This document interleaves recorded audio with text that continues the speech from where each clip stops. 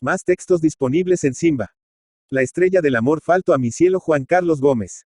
Y, a propósito de noches lluviosas, como esta, debo decirte que me entristecen por una razón más de las que hay para que nublen el espíritu de los otros. Declamo esto hace pocas noches, mi amigo Julian, nombre tras el cual me permito esconder la personalidad de uno de nuestros más distinguidos generales. ¿Cuál es esa razón?, le pregunté. Vas a saberla, me respondió. Es una historia que pertenece al tesoro de recuerdos de mi juventud, a ese archivo que nunca registramos sin emoción y sin pesar. No te encojas de hombros, por desgraciada que pueda haber sido tu juventud, las memorias que ella debe haberte dejado son gratas hoy para ti, lo aseguro. En la primavera de la vida, hasta las espinas florecen y hasta las penas tienen un sabor de felicidad. Ese es el tiempo en que baila delante del carro de la vida un cortejo de risueños fantasmas. El amor con su dulce premio, la fortuna con su corona de oro, la gloria con su aureola de estrellas, la verdad con su brillo de sol, como dice el poeta Schiller. Entonces, hasta los días negros tienen un rayo de luz. Es la esperanza, amigo, la esperanza, que no suele alumbramos cuando llegamos a la edad madura sino como una estrella pronta a ocultarse en la parda nube de la vejez.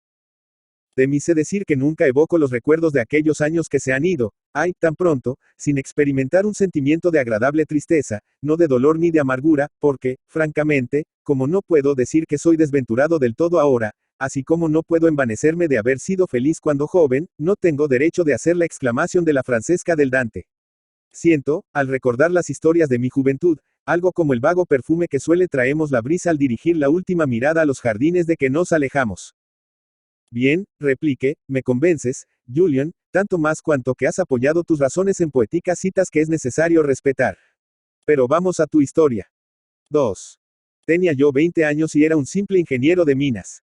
Pobre, huérfano y deseando adquirir por mi trabajo el primer dinero de que me sentía habido para gastarlo sin el permiso sacramental del viejo tutor, para comprarme vestidos que sustituyeran a mis harapos de colegio, para pensar, en fin, en tener novia, porque me avergonzaba de haber alzado mis atrevidos ojos para mirar a algunas chicuelas, sin tener con qué comprar un ramillete. Resuelto, lleno de vida y de ambición, procure colocarme lo más pronto posible. La fortuna me favoreció. Un caballero inglés, dueño de una negociación de minas y amigo de mi tutor, me ofreció emplearme como ingeniero en su empresa. Acepté, como era natural, y salí de México lleno de alborozo, porque me parecía que los dorados sueños con que había poblado durante muchos años mi cuarto de colegio, iban, por fin, a realizarse. Con todo, al decir adiós a esta hermosa ciudad, donde había pasado mis primeros años, al ver por última vez sus numerosas cúpulas y torres, sus extensas arboledas y los risueños pueblecillos que la rodean por todas partes, al trasponer las últimas colinas que en breve iban a ocultarme el Valle de México, sentí que el corazón se me oprimía espantosamente, lo creerás, lloré. Comenzaba a saber lo que era la nostalgia, enfermedad que, sin embargo, en la juventud pasa pronto, como una jaqueca. Era muy justo que me diese pena salir de México. La ciudad en que uno se ha educado, es una segunda madre. La negociación de minas se hallaba en Taxco. Por consiguiente, me dirigí a Cuernavaca, población que no hice más que atravesar para llegar pronto al lugar de mi destino. Me consagré al trabajo, me capté el aprecio de todo el mundo, pero en particular el de mi inglés, que me estimaba grandemente. Mi vida económica me permitió atesorar en pocos meses alguna cantidad. Yo no pensaba más que en labrar mi fortuna. Un año hacia que vivía de esta manera, cuando los intereses de la empresa obligaron al inglés a marchar a Puebla precipitadamente y quiso que yo le acompañase. Pasamos por México como 2 exhalaciones, y un día después estábamos en la ciudad de Los Ángeles. Esto era en julio de 1854. 3. Permanecimos en Puebla 4 días, y en la noche del cuarto, víspera de nuestro regreso a Taxco, fuimos invitados a comer en casa de unos comerciantes franceses. Concurrimos, en efecto, y tomando sendas tazas de té y apurando buenos vinos, nos estuvimos hasta medianoche, hora en que mi inglés consideró conveniente que nos retirásemos al hotel de diligencias, en que nos habíamos alojado. La noche había estado horriblemente lluviosa, y tal era el ruido que hacía el agua por fuera, que muchas veces apagó los rumores de nuestra alegre conversación. Los franceses nos detenían en su casa, pero como era de suponerse, teníamos que arreglar nuestras maletas para partir al día siguiente. Así es que, contentándonos con aceptar unos paraguas y unos capotes que entonces se llamaban Macintosh, nos lanzamos a las calles inundadas a la sazón. Caminábamos apresurados y taciturnos en medio del chubasco, cuando al desembocar a una calle vimos con no poca sorpresa que una mujer, que desembocaba también por otra calle, y que parecía venir corriendo, se detenía asustada de vernos y procuraba excusarse de nosotros. Creyéndola sospechosa, nos dirigimos a ella, y antes de que pudiera escapársenos, la detuvimos y le preguntamos afectuosamente quién era y por qué corría a esa hora por las calles. Ella no pudo responder al principio, llena de terror. A pesar de las tinieblas, conocimos que era una joven. Tenía un traje oscuro, y desde luego comprendimos que no era una perdida. Pero también sospechamos que podría ser una mujer casada o hija de familia que huía de su casa por algún motivo grave, porque en tal noche y tan a deshora solo así podría una mujer joven y decente aventurarse de aquel modo. La pobre muchacha, reponiéndose prontamente luego que conoció por el acento del inglés que su interlocutor era extranjero, respondió, aunque todavía tartamudeando. Señores, piedad, tengan ustedes piedad de una infeliz a quien persigue el hombre más abominable que hay en el mundo. Soy joven, huérfana de padre, pertenezco a una familia decente, aunque desgraciada, y me ven ustedes huir así porque mi casa es una horrible prisión en que se me había encerrado como a una reclusa desde hace 3 meses, para hundirme en un convento. Pero, alejémonos, señores, alejémonos de aquí, añadió arrastrándonos consigo, porque tiemblo de que me busquen y tal vez ustedes no serían bastante poderosos para librarme de mi perseguidor. ¿Son ustedes de aquí? No, señorita, somos forasteros. El señor es un inglés rico que ha venido a Puebla a negocios. Yo soy empleado en sus minas. Mañana debemos salir de Puebla. Dios mío, exclamó la joven con desesperación. De modo que ustedes no tienen aquí casa en que darme asilo. Quejer, entonces, Virgen Santa. Señorita, replique, nos hemos alojado en el hotel de diligencias. Allí tenemos 2 cuartos, y de todas maneras puede usted contar con un asilo que le ofrecen 2 caballeros, al menos por algunas horas. Temprano podremos ver a la autoridad y... Ah, Dios me libre, repuso vivamente la joven, la autoridad me haría volver a mi prisión. Pero ¿cómo es eso? ¿Cómo podría la autoridad dejar de amparar a usted? Es que ustedes no saben que quien me persigue tiene potestad sobre mí y yo no podría tampoco revelar su conducta. Es el marido de mi madre, lo oyen ustedes, de mi madre, que lo idolatra, a quien es difícil convencer de que él es un infame, y que moriría de pesadumbre si yo lo arrastrase ante los tribunales y revelase los planes que ha puesto en juego para arrebatarme del mundo y despojarme de mis bienes. Prefiero huir, no sé a dónde, pero me alejaré siempre de esa casa y de la ciudad, y ya que he encontrado a ustedes les pido que me protejan, en nombre de Dios. Yo contaré a ustedes toda mi historia luego que lleguemos. Importa que yo pase como una persona de la familia de ustedes, de lo contrario, todos correríamos peligro. Extraña aventura, murmuraba en su idioma el inglés, en cuyo brazo iba apoyada la joven. Estábamos atónitos, efectivamente, y el lance no era para menos. Por fin llegamos al hotel. Todo el mundo dormía, como es de suponerse, y nadie reparó en nuestra compañera. Como tomamos 2 cuartos, la introdujimos en uno de ellos. Yo encendí la luz con una impaciencia que no podía disimular. Estaba ansioso de ver el semblante de la joven desconocida que se nos echaba en los brazos de una manera tan romancesca. Temía mucho encontrarme con una criatura fea, y por momentos hubiera preferido que la oscuridad no cesase para mantener mi ilusión oyendo la voz fresca, dulcísima y conmovida de la joven. Hace algunos instantes que al pasar junto a un farol que despedía un fulgor moribundo, había podido entrever un brazo desnudo de la desconocida, y ese brazo me había parecido de una blancura y belleza admirables. Pero podía haberme engañado, y esto era de temerse. Encendí, pues, una luz, y alcé los ojos tan pronto como pude. El inglés se quedó absorto y con la boca abierta. La desconocida era hermosa hasta deslumbrar. Figúrate una joven de 18 años, alta, perfectamente desarrollada, esbelta como una estatua antigua, blanca y pálida, porque entonces la emoción había hecho desaparecer el color de sus mejillas, con ojos rasgados, negros y velados por grandes pestañas, una boca divina, y un cuello de diosa griega. No es exageración de mi fantasía enamorada. Aquella mujer era ideal de un poeta o de un pintor. Pocas veces había yo visto reunidas en tan alto grado la belleza majestuosa con la gracia que subyuga. Su cabellera negra y ensortijada caía en desorden por sus hombros y espalda, porque, naturalmente, con la carrera se había descompuesto su peinado. Su agitación la embellecía más en aquel momento y le daba un tinte poético y extraño. Para nosotros, aquello era un sueño delicioso.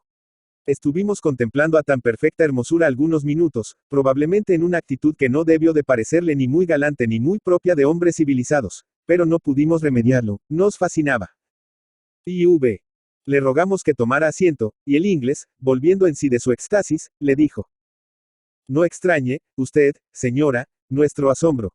Pero esta aventura no tiene nada de común y menos lo tiene la persona de usted. Es usted la hermosa heroína de una novela. Soy la desgraciada víctima de una trama infernal, respondió ella deshaciéndose en llanto. Cuando llevó sus manos al rostro para enjugarse las lágrimas con su pañuelo, pudimos observar que llevaba en un dedo un soberbio anillo de brillantes que lanzaba fulgores extraordinarios. Aquella era una riquísima joya que no podía hallarse en poder de una persona que no fuese rica. Ustedes son los que deben perdonarme, continuó, estoy casi loca. La desgracia me ha puesto así, y el miedo que tengo al miserable que me persigue me hubiera hecho cometer todavía mayores cosas. Doy gracias a Dios por haberme encontrado con dos personas como ustedes, que me compadeceran y me ayudaran a salir de esta situación. Puede usted contar enteramente con nosotros, le dijimos. Tranquilícese usted y crea que a nuestro lado nada puede sucederle.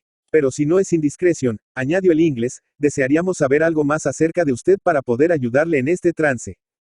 En efecto, necesitan ustedes saber quién soy, quién me persigue y por qué, y voy a decirlo en breves palabras, porque pronto será de día y antes es preciso que ustedes me aconsejen. Me llamo Julia y soy hija de un rico propietario que residió aquí y murió hace 8 años. Mi madre, que es joven todavía, y bella, se enamoró a poco de haber muerto mi padre, de un hombre perverso de aquí, que fue bastante diestro para fingirle una pasión sincera a la que mi madre concluyó por corresponder frenéticamente. No bastaron las súplicas de sus amigas, que le hacían advertencias sobre el carácter sospechoso de su amante, a quien juzgaban, y con razón, más bien interesado que realmente afectuoso. Nada importaron mis lágrimas y las de un hermano más pequeño que yo. Mi pobre madre estaba enamorada perdidamente y el matrimonio se realizó, por fin. El nuevo marido, como todos los que se hallan en su caso, se manifestó en los primeros días intachable en su cariño y en su conducta. Parecía idolatrar a mi madre, y como era natural que la halagase el amor que mostrara a sus hijos, el pérfido nos llenaba de caricias y nos fingía una adoración tanto más exagerada cuanto era más falsa y servia para esconder sus proyectos. De esta manera no solo consiguió subyugar el corazón de mi madre, sino apoderarse en el acto de la administración de todos sus bienes, de modo que a pocos días de matrimonio, mi madre había depositado completamente su dicha y sus intereses en manos de aquel hombre, cuyo amor la ocupaba de una manera absoluta. Así han pasado 6 años, tiempo en que el amor de mi madre lejos de disminuirse ha crecido, porque ese hombre, con una habilidad sin igual, ha sabido mostrarse cada día más amartelado. Pero yo, que desde el primer momento he sentido hacia él una repugnancia invencible, que también se ha aumentado cada día, he creído leer en su semblante la revelación de sus siniestros proyectos. Por fortuna o por desgracia, los esposos han tenido ya 2 hijos. Y yo no sé, pero se me figura que esto es lo que ha dado más empeño al marido de mi madre para poner sus planes en ejecución. Ustedes comprenderán, como yo, que no teniendo el bienes ningunos, los que dejó mi padre debían pasar todos a poder de los hijos del primer matrimonio. Entretanto, yo había crecido, y seguramente el no encontrarme fea fue un motivo para que el miserable pensase en quitarme de en medio pronto. Yo no había amado nunca, pero había entrado en la edad en que el alma comienza a sentir la imperiosa necesidad de buscar otro cariño que el de la familia. Muchos jóvenes comenzaron a galantearme y a dirigirme cartas. Yo prefería uno, cobarde, que nunca hubiera pensado en él. No le amaba con pasión, francamente, pero me parecía más guapo que los demás y me lisonjeaba de que pronto llegaría a quererlo con cariño entrañable. En las primeras entrevistas que tuvimos en los bailes o en la casa de algunas familias amigas, porque él no era recibido en la mía, me atreví a confiarle, luego que creí que podía hacerlo, mis penas y las sospechas que tenía acerca de los proyectos que parece abrigar mi padrastro para hacerme desaparecer. Mi novio, después de reflexionar, me confirmó en ellas y me hizo temblar con sus observaciones. Según él, el peligro que corría era inminente y era preciso evitarlo cuanto antes. Lo animé a que me pidiesen matrimonio, pero él, demasiado tímido a pesar de que era mayor que yo lo menos 5 años, no quiso resolverse. No era pobre, así es que no podía alegar su situación. Era muy querido en su familia, así es que tampoco podía pretextar el disentimiento de sus padres. Lloré sin consuelo cuando sentí la amargura de este desengaño, que me hacía más triste la permanencia en mi casa, y tal me puse, que mi amor ya no fue un secreto ni para mi madre ni para su marido. Comencé a sufrir por esta causa, pero después, por consejo de mi novio mismo, fingí que me tranquilizaba y que olvidaba mi desencantado amor. Repentinamente, todos los amigos de la casa, todos los viejos y viejas que llevaban relaciones con el marido de mi madre, comenzaron a hablarme de las dulzuras de la vida del convento, de la falsedad de los hombres, de la miseria de los placeres mundanos, de la dificultad de ser feliz con el amor de un marido, de las graves pesadumbres que acarrea el matrimonio. Refiriéronme los ejemplos de 100 jóvenes tan bellas como ricas, y que habiéndose casado eran terriblemente desventuradas.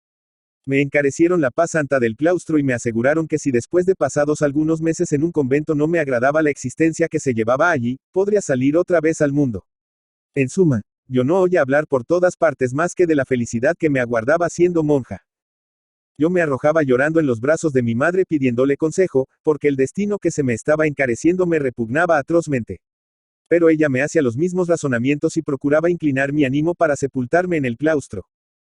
Así pasaron algunos meses. Pero hace 3 que la conducta que se observa conmigo en mi casa se me ha hecho insoportable, y se me ha puesto en la dura alternativa de escoger entre el convento o casarme con un sobrino de mi padrastro, un individuo que parece una momia, enfermo, casi idiota y más repugnante para mí que el convento mismo. Lo he pensado bien y mi resolución ha sido muy premeditada. No acepto ni el convento ni al idiota, y puesto que mi herencia es el motivo de que se me quiera condenar a prisión perpetua, dejo la casa de mi madre, abandono la tal herencia y me voy en busca de una existencia humilde, pero libre y tranquila. Esta noche, por su lobreguez y su lluvia, ha sido muy favorable a mi evasión y no he querido perder la oportunidad, a pesar de que nada había prevenido. Salí de mi casa aprovechándome del sueño de todos, y por medio de una llave de que me apodere momentos antes. Me dirigí luego a la casa de un antiguo criado de mi padre, en cuya honradez y afecto a mí confiaba mucho. Pero, desgraciadamente, ha abandonado esa casa hace poco tiempo. Y entonces, desesperada, me puse a vagar por las calles, sin saber dónde ir. Pero lo repito, resuelta a no volver de ningún modo a mi casa. Yo querría antes morir que volver a la presencia de ese hombre, que además de ser mi verdugo ha acabado hasta por arrebatarme el amor de mi pobre madre. ¿Y el novio de usted, señorita? Me atreví a preguntarle. Ese tonto, contesto, después de haberse negado a pedirme en matrimonio, fue obligado a olvidarme por mi padrastro, que lo intimido con amenazas de que solo un pacato puede espantarse. ¡Qué hombre! No merece hoy más que mi desprecio. Así habló la hermosa joven, y silenciosas lágrimas rodaron por sus mejillas. Era preciso tomar una resolución pronta para salvarla. Usted no puede quedarse en Puebla de ninguna manera, dije yo. Mañana sería usted buscada y hallada. La policía es hoy eficaz, y además del escándalo que la evasión de usted causara en la ciudad, tendrá usted la mortificación de volver al lado de su tirano. Nunca, nunca, murmuró ella resueltamente. Pero, ¿qué piensa usted hacer entonces? Me preguntó el inglés en su lengua. Llevémosla, le respondí. Llevámosla, ¿y a dónde? A México, primero, y después, veremos. Pero ¿dejaremos acaso a esta desgraciada niña entregada a los furores de un malvado, cuando se ha puesto bajo nuestra protección? Murmuró el inglés, esto de robarnos a una hija de una familia distinguida es algo peligroso. Yo no me atrevo. Pues yo estoy decidido, repuse. La joven, que comprendió por la animación de nuestro diálogo, que vacilábamos, nos dijo. Si ustedes, que no me conocen, no fían en mi palabra y creen que los engaño, o bien no quieren exponerse a los peligros de salvarme, no quiero comprometerlos. Déjenme abandonada a mi suerte. Pero al menos, recomiéndenme ustedes con alguna familia conocida que me pueda ocultar y no me denuncie. Yo veré después qué hago. Y se puso de nuevo a llorar. El inglés se conmovió y acercándose a ella. No la dejaremos a usted, señorita. Julian, piense usted qué es lo que hemos de hacer. Dentro de 2 horas amanecerá y no tenemos tiempo que perder. Lo he pensado ya, respondí. Los negocios de usted le obligan a no detenerse al pasar por México. Yo iré solo, con esta señorita. De ningún modo, replicó él, correremos juntos todo el peligro. Pues bien, entonces, hay que salir de aquí a pie, hablando antes al conductor de la diligencia para que sepa que lo aguardamos fuera de la ciudad. Pero usted tiene una figura muy marcada. Quizás se extrañaría no verlo entrar desde aquí en el coche. Yo saldré solo con la señorita y aguardaré en los suburbios. Mi plan fue aceptado. Quedábanos la pena de no poder hacer cambiar a la joven sus vestidos, porque no podíamos pedir otros sin hacernos sospechosos. Hubo que resignarse. Un poco antes de las 4 de la mañana nos dirigimos Julia y yo al lugar designado. No tenemos riesgo aún, me dijo, porque mi fuga no será conocida sino hasta las 8. Todos se despiertan en casa muy tarde, y hasta entonces, cuando entren en mi cuarto, no conocerán lo que ha sucedido, y todavía tendrán que preguntar en las casas de nuestros amigos, porque no han de figurarse que he tenido valor para marcharme a México. Magnífico, entonces, dije, y mientras indagan, nosotros llegaremos a México, y Dios nos protegerá. Poco después de las 4 de la mañana, la diligencia se acercó, el inglés la hizo detenerse y entramos en ella, habiéndose cubierto perfectamente Julia con su manto negro y además con mi pasamontañas, que le había hecho ponerse. Así nadie la habría reconocido, pues no dejaba ver más que los ojos. El viaje fue feliz, aunque tuvimos durante él no pocos sobresaltos. A cada paso, en los lugares donde había una oficina telegráfica, temblábamos de que un telegrama de Puebla nos hiciese detener por las autoridades. Pero al llegar a México, respiramos. Nos habíamos salvado. El inglés tenía una casa magnífica, pero no se atrevió a alojar en ella a Julia. Así es que tomé para la joven y para mí 2 cuartos en el Hotel del Bazar. Por la noche, el inglés vino a vernos, y llamándome aparte. No conviene, me dijo, que esta señorita siga con nosotros, por su propia honra y por nuestra seguridad. Si por acaso se llega a saber que se ha venido a México, cosa nada difícil, porque el conductor de la diligencia mañana llegará a la, y contara que una señora ha venido a esperar el coche en los suburbios de la ciudad, mandaran, como es natural, la noticia a México, y se darán órdenes a la policía. Entonces usted será considerado como raptor, y excusado es decir la suerte que le espera, que será tanto más desagradable cuanto que usted no tiene la culpa. Así es que procure usted colocarla con una familia respetable, y aconsejele que llame a un abogado para que la patrocine y la liberte de las amenazas de su familia. Esto es lo razonable. En efecto, era así, pero ¿acaso se hace lo razonable en la juventud? Por ventura no suelen salir mejores los consejos tumultuosos del corazón que los fríos cálculos del espíritu. En esta ocasión influyó mucho la casualidad, la fatalidad, diría un musulmán. El inglés añadió. No me es posible detenerme más en México, salgo mañana para Taxco, y le doy a usted solo un día para que arregle el asunto de esta linda joven. Pasado mañana me seguirá usted. Yo comprendí que lo que el inglés deseaba era evitarse compromisos y ahorrármelos también a mí. Aún no sabía cómo saldría yo de la situación en que me había metido, pero él dejaba a mi confianza juvenil el cuidado de arreglarme, y no gustaba de romperse más la cabeza. En cuanto a mí, ¿para qué es ocultártelo? Estaba ya profunda, terrible y locamente enamorado de Julia. Antes creía yo que se necesitaban días, meses, años, para apasionarse de una mujer. Esta vez conocí que bastan algunas horas, que basta una mirada. Aunque yo no hubiera sabido de boca de la joven la historia de sus desgracias, habría, desde luego, adivinado en su belleza, en su porte, en su mirada, a la mujer de alma ardiente, pero de corazón puro. Era demasiado altiva para mentir. El amor podía vencerla, pero la maldad se estrellaría contra su virtud. El inglés se despidió de ella, diciéndole que ya me había hecho sus encargos y que en todo procedería de acuerdo con él. Ten presente esto, porque semejante declaración me hizo sufrir mucho. Es tiempo ya de decirte que el inglés era un hombre de 35 años, de hermosa y noble figura, y con ese aspecto majestuoso y digno que tienen todos los ingleses, aun los de condición mediana. Su conversación, difícil en español, era, sin embargo, agradable y delicada, y sus maneras distinguidas predisponían algo en su favor. Así es que ese conjunto feliz de figura, carácter y edad, había hecho una impresión muy perceptible en el ánimo de una joven tan inteligente, tan distinguida y tan apasionada como era Julia. Yo lo había notado desde Puebla, lo confirmé en todo el camino y no tuve ya duda en México, porque al despedirse el inglés de ella, diciéndole que iba a partir al día siguiente, le preguntó con una ansiedad en que se mezclaba mucho el temor. ¿Y no volveremos a vernos? Es poco posible, señorita, porque mis negocios requieren mi presencia lejos de aquí y mis viajes a México son muy raros. Pero usted escribirá a Julian, dándole noticias de sus asuntos, y nosotros mandaremos a usted nuestros saludos con frecuencia. Al oír esto la joven, palideció y sus ojos se llenaron de lágrimas. Lo siento, repuso, balbuciendo como lo hace todo el que está enamorado y teme decir mucho. Lo siento, yo querría volver a verlo a usted. Pero tal vez es imposible. ¿Qué hemos de hacer? Oh, imposible no, dijo el inglés, la vida es larga, el asunto de usted se arreglará pronto y quizá la veremos a usted en su casa alguna vez. El inglés se despidió. Julia se quedó abatida y sofocando sus sollozos. Yo no me quedé tampoco muy feliz. Amaba, y estaba seguro de que no se me comprendía y de que solo se me hacía caso por suponerme dependiente del otro. Más aún, la mujer cuya dicha hubiera yo comprado a costa de mi vida, amaba a ese otro, que por cierto no se curaba de semejante cariño. Esto último se explicaba fácilmente. El inglés estaba enamorado también, hacía tiempo, de la hija de su socio, bella y rica heredera, que iba a traerle en su próximo enlace una dote de un par de millones.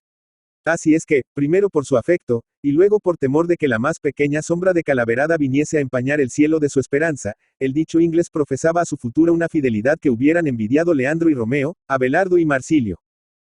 Pero Julia ignoraba esto. La hermosa e inocente joven, cuyo corazón se abría como una flor de la mañana, ansiosa de recibir el beso de las auras y la luz del sol, se entregaba sin reservas a todos los pensamientos, a todos los sueños inefables, a todas las esperanzas que le inspiraba su nuevo amor.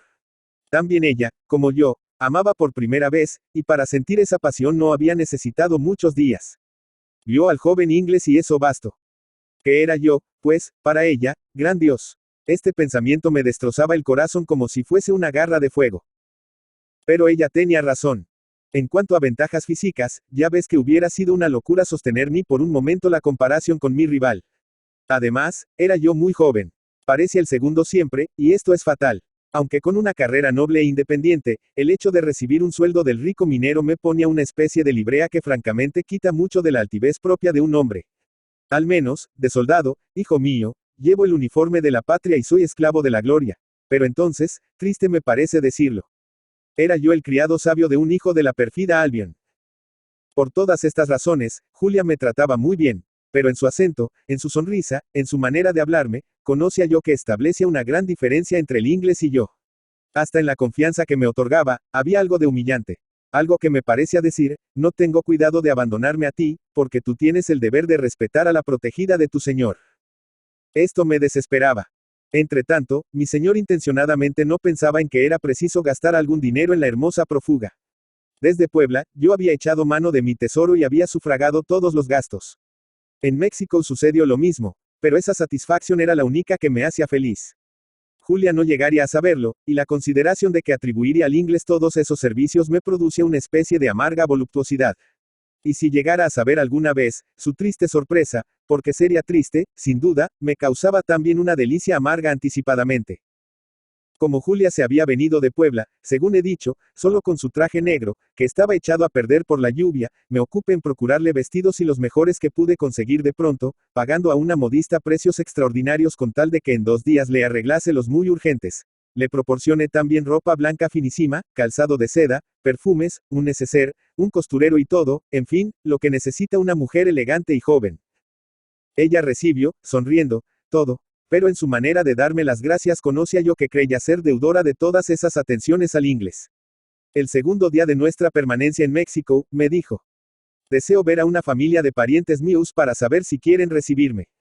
En la situación especial en que me hallo, esta presentación ante mis parientes es demasiado penosa para mí, pero no tengo otro recurso, puesto que el señor Bell, llamaremos hacia el inglés, cree que es preciso arreglar mi asunto, como él dice. Julia hablaba así con el acento turbado y los ojos húmedos de lágrimas. Bien hubiera yo querido decirle que el inglés debía tenerla sin cuidado, que yo era su protector y que no tenía necesidad de pasar la vergüenza de ver a la familia de sus parientes. Pero ¿cómo decirle esto? ¿Y si entonces rehusaba mis beneficios? No, preferí callar y verla afligida. Sin embargo, le pregunté: ¿y si esos parientes rehusaran recibir a usted, lo cual es posible?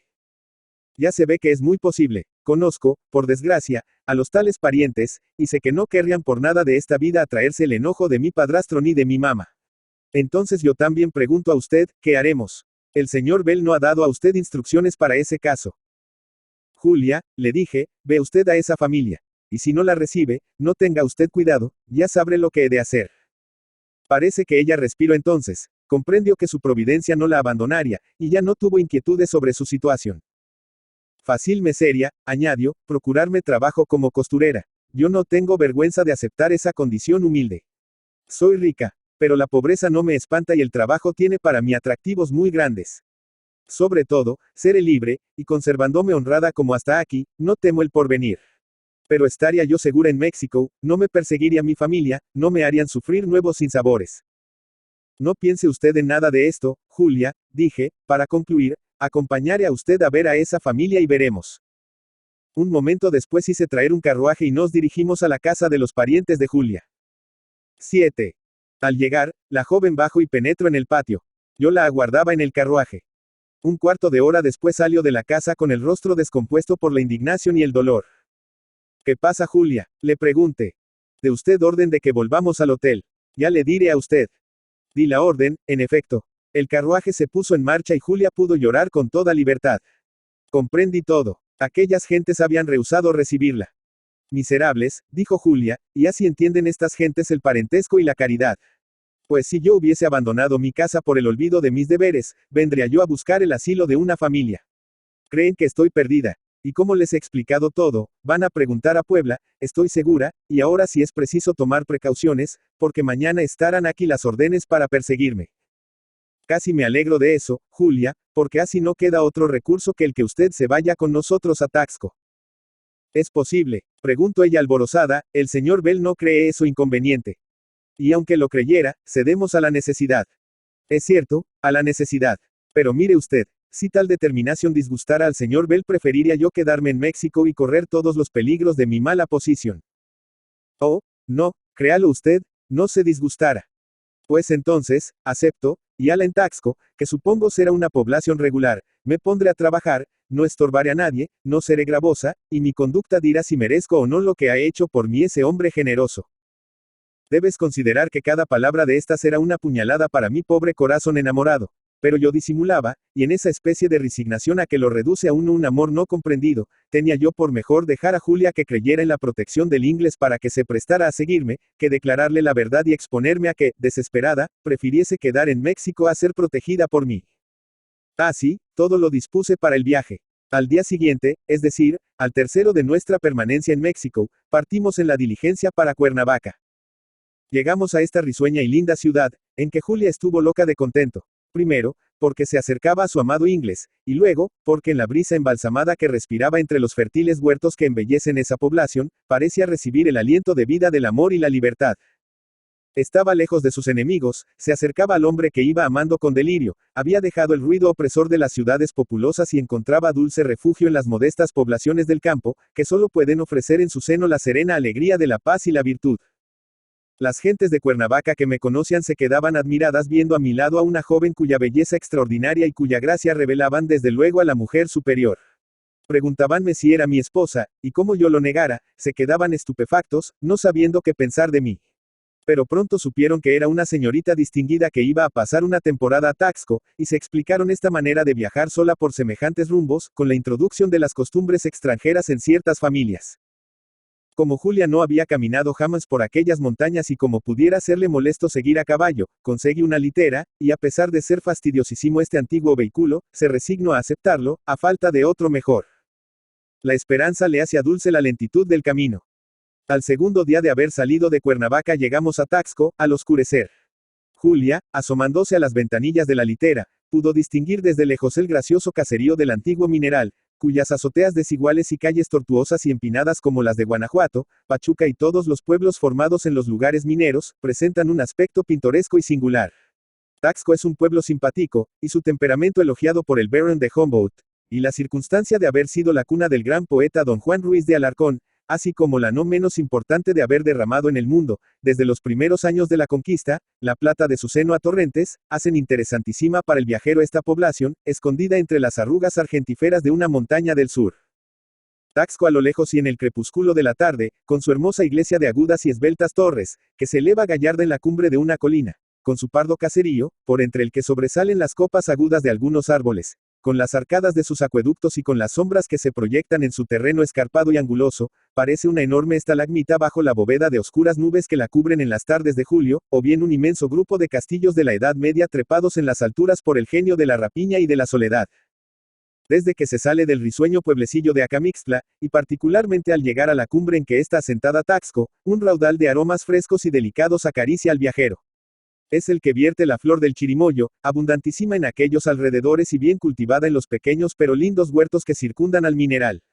A diferencia de Guanajuato, Pachuca y demás lugares de minas, en cuyo terreno, inútil para la vegetación, apenas se tuerce una que otra yedra y se adormecen tisicos los arbustos, Taxco, situado en una zona templada y fértil, ofrece entre sus riscos de plata y oro abundantes pliegues en los que una gruesa costra de tierra vegetal puede sustentar, auxiliada por 100 manantiales de agua cristalina, numerosos carmenes y jardincitos, en que se ven crecer juntos el nopal y el naranjo, el membrillo y el limonero, el girasol y el jazmín. Aún hay en las barrancas que circundan a la población, extensos platanares, como en Cuernavaca y en Tlaltizapam, así como esmaltan las veras del camino y las arrugas del oscuro lomerio, las caléndulas rojas y amarillas que recaman las extensas praderas del vecino y ardiente valle de Iguala.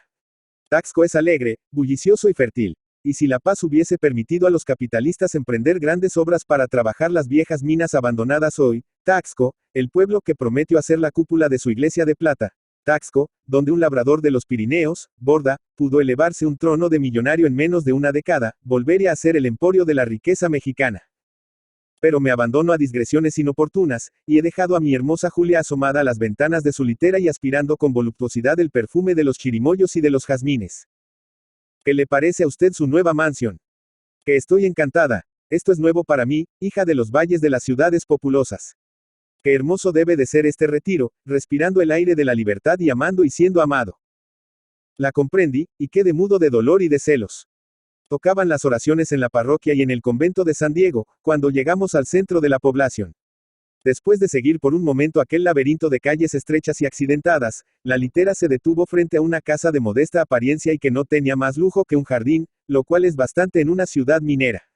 Esa casa era la mía, es decir, la que había alquilado para mi habitación, no queriendo vivir en la gran casa de los empresarios. Un criado viejo y honrado, y una criadita hija suya, muchacha bonita y honesta, me aguardaban en el umbral, contentísimos de verme.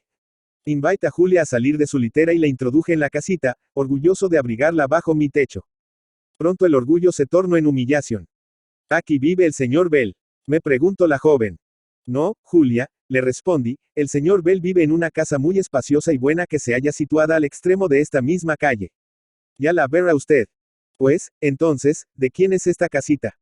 Es la que yo ocupo, Julia. Pero la destinamos a usted porque en la otra donde vive el señor Bell hay mucho ruido, muchas oficinas. Allí están los escritorios, allí se alojan todos los dependientes, allí están las caballerizas, etc. De modo que usted no viviría contenta ni se hallaría independiente. Por eso le hemos destinado a usted esta casa, que habitará sola, con esos criados, que son honradísimos y que están al servicio de usted. En cuanto a mí, que ocupaba la casa, me voy a alojar a la otra con los dependientes. Pero la veré a usted todos los días para pedir sus órdenes y vigilar porque nada le falte. Mil gracias, Julian. Ahora le pido a usted el favor de que avise al señor Bell que he llegado y explíquele usted todo para que no lo tome a mal. Pierda usted cuidado, Julia, que nada dirá. Corrí en el acto a la casa de la dirección. El inglés me recibió con un abrazo, y justamente al dármelo, me preguntó en voz baja. ¿Y ella? Aquí está. La he traído. El inglés me rechazó con espanto. Muchacho, ¿qué ha ido usted a hacer? Me dijo. Por Dios, qué tontería. No tenía remedio, le respondí, era preciso. Vamos a verla, dijo tomando apresuradamente su sombrero. Pero, ¿conoce usted, joven, el zarzal en que se ha metido? Me preguntó cuando estuvimos en la calle. Sé, le respondí, que la casualidad impone a veces más sagrados deberes que la propia voluntad. Yo soy ahora la providencia de esa joven, pero ella cree que está bajo la protección de usted y es preciso no desengañarla para que esté tranquila. Siempre que esto no me comprometa, así se jara. Usted sabe mi situación. Lo sé. Pues bien, siempre que no sea un obstáculo para mí, esa hermosa niña creerá que la protejo. Pero ella no más, ¿lo entiende usted? Para todo el mundo pasará como la esposa de usted o como su hermana. En cambio, doy a usted mi palabra de caballero asegurándole que esa joven será sagrada para mí. Lo contrario sería querer que usted aceptase un papel indigno, bajeza que jamás acostumbro con mis amigos, porque no sería tampoco amigo mío quien la soportara. Naturalmente, y conociendo el carácter de usted me parece inútil hablarle de ello. Nos conocemos bastante para comprendernos. En esto llegamos a la casa. Llamamos. El criado abrió la puerta, y Julia, que se había recostado en un sofá, al ver al inglés se levantó apresurada, y ya sin reserva se arrojó en sus brazos, que la estrecharon cordialmente. Julia no podía hablar. Los sollozos agitaban su pecho y un torrente de lágrimas bañaba sus mejillas. Parecía que el inglés era su esposo o su amante y que volvía a verlo después de largos años. El amor de Julia había crecido asombrosamente en menos de una semana. Y es que para el amor que nace poderoso, los minutos y las horas son siglos, y en las almas enérgicas la vehemencia suple al tiempo. 8. El inglés pareció sorprendido de aquella extraña manifestación de Julia, tanto más cuanto que era de suponerse que habiéndose quedado sola conmigo en México y viajando de la misma manera, debía haberse establecido entre nosotros relaciones de una intimidad demasiado tierna. Ni le vino a la memoria, seguramente, lo que acababa yo de decirle. Esto es, que Julia estaba en la inteligencia de que era protegida por él, y que era preciso no desengañarla. Con recordar mis palabras se hubiera explicado la causa de la afectuosa acogida de la bella prófuga, de sus miradas llenas de pasión y de sus palabras entrecortadas por los suspiros. Referimos al inglés todo lo sucedido en México, y nos empeñamos en demostrarle la necesidad en que nos habíamos visto de apelar al recurso de la avenida Taxco, tanto para no dejar en el desamparo a Julia como para ponerla fuera del alcance de sus perseguidores. Él disimuló perfectamente su disgusto por nuestra loca determinación, y aseguró a la pobre joven, que estaba pendiente de su mirada y de su gesto con la mayor ansiedad, que nada tenía que temer, ya que aprobaba cuanto habíamos hecho, puesto que las circunstancias no habían permitido arreglar mejor sus asuntos, como pudo esperarlo por un momento. Julia pareció respirar. Ella no había temido el abandono, puesto que en México me indicó su resolución de trabajar para vivir, pero sí había temblado de que su presencia desagradase al hombre a quien amaba. Así que cuando vio al inglés que la recibía con muestras de exquisita bondad, y aun con la efusión de un amigo cariñoso, el semblante de la joven perdió la expresión de tristeza y de inquietud que la había nublado durante el camino, y se iluminó con todos los esplendores de la felicidad. No puedo ocultar a usted, le dijo, que he pasado siglos de tormento pensando en que tal vez hubiera usted desaprobado mi venida a Taxco, pero puesto que usted es tan bueno como me lo figure, ahora soy dichosa tanto como antes fui desgraciada. No debía usted haber dudado de mí ni por un instante, Julia, respondió el inglés. Una feliz casualidad nos hizo encontrarnos. Yo bendigo esa casualidad, porque me proporciona la ocasión de ser a usted útil y de protegerla contra las acechanzas de sus enemigos. Esta fraseología banal, fría, no era, en verdad, bastante para satisfacer a una mujer menos enamorada que Julia. Pero ella atribuyó seguramente la sequedad de semejante estilo al carácter del inglés, por lo regular muy reservado, y además a las dificultades con que luchaba todavía mi rival para expresarse en español. De manera que Julia se creyó calurosamente aceptada, y no tuvo zozobras respecto al porvenir. Ahora, añadió el inglés, lo que importa es arreglar la situación de usted y prever todas las eventualidades que puedan ofrecerse. En cuanto a lo primero, interrumpió Julia con cierta gravedad, ya he indicado mis intenciones a Julian. A pesar del atolondramiento propio de mi edad y de mi carácter, conozco todo lo delicado y excepcional de mi situación. He querido emanciparme del poder de mi familia y escapar a una suerte a que otras se someten sin replicar. Bien sé que en el mundo mi conducta tendría una calificación muy severa, una hija de familia que se escapa de su casa.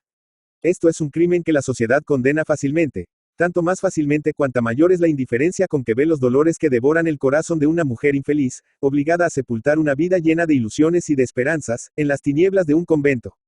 El mundo no cree, o aparenta no creer, en esas violencias sordas que se ejercen a veces en el seno de una familia opulenta, y por causa de las cuales un huérfano sin defensa se ve forzado a renunciar a sus derechos, a su porvenir, a su cariño, hasta a su vida. Y todo esto con la sonrisa del contento, con el silencio de la resignación, sin permitirse hacer comprender a los demás que aquel sacrificio cuesta la felicidad, que aquel sacrificio está desmentido en lo íntimo del alma por una protesta desesperada, inútil. El mundo no comprende semejantes horrores, o acaso, hipócrita, los prefiere a lo que él llama escándalo con una dura severidad que indica su falta de virtud. Pues bien, lo he pensado mucho. No tenía más recurso que la fuga y he apelado a ella sin cuidarme de las opiniones del mundo. Quería mi libertad y mi dicha antes que todo. Sin estas, que me importaban las consideraciones sociales. En el convento habría sido tenida por una santa, pero ¿de qué me servía eso? Hubiera sido infeliz y hubiera llevado a los altares de Dios un alma devorada por la desesperación. Una mujer humilde quizá habría acabado por conformarse, por olvidar la vida y por conseguir una tranquilidad poco distante del idiotismo. Pero yo no tengo organización para aceptar el papel de víctima. Abandonada a mí misma desde la niñez, nutrida con los principios de mi padre, y sobre todo, heredera de un carácter impetuoso, firme y resuelto, carácter que había acabado de formarse con el alimento de mis propias ideas y de robustecerse con las muchas que había sostenido en el seno de mi familia, yo nunca hubiera doblado el cuello, particularmente cuando se trataba de sacrificarme al capricho de un hombre aborrecido y codicioso. Yo, nacida en la riqueza y educada en medio de las comodidades, estaba dispuesta a renunciar a todo eso, pero nunca a mi libertad y a mi dicha. Todavía he hecho más. He renunciado a mi reputación, porque es indudable que a esta hora no se cree en Puebla que me he escapado sola de la casa paterna, que la casualidad, que me ha protegido, me ha hecho encontrarme con dos caballeros como ustedes que con un afecto desinteresado y noble me han dispensado protección, sino que va a decirse que un seductor me ha arrancado de mi familia y que me arrastro en pos de sí como a una insensata. Ay, mi nombre a estas horas es la fábula de aquella ciudad mojigata y maldiciente. Lo siento mucho, pero no puedo ser de otra manera. Acudir a la autoridad hubiera sido duplicar el escándalo en perjuicio de mi familia, y quizá no remediar nada. Mi pobre madre tal vez me maldiga, porque con mi conducta inconsiderada he amargado sus días. Pero estoy segura de que esta desgracia ha sido para ella bien menor que la de verse obligada tal vez a perder a su marido por causa de una acusación mía. Porque conozco a ese hombre, y sé que en mi infeliz madre habría descargado toda la ira provocada por mis revelaciones. Y sé también que ella no ha amado a nadie como al malvado que ha conseguido a fuerza de arterias, dominar su corazón de una manera inaudita. Mi madre está apasionada hasta el delirio. Así, pues, la división que hubiera yo provocado habría tenido espantosas consecuencias. Mientras que mi fuga las tendrá menores, porque yo le explicaré cómo y por qué la he llevado a cabo, y sabiendo que me mantengo honrada, sufrirá menos.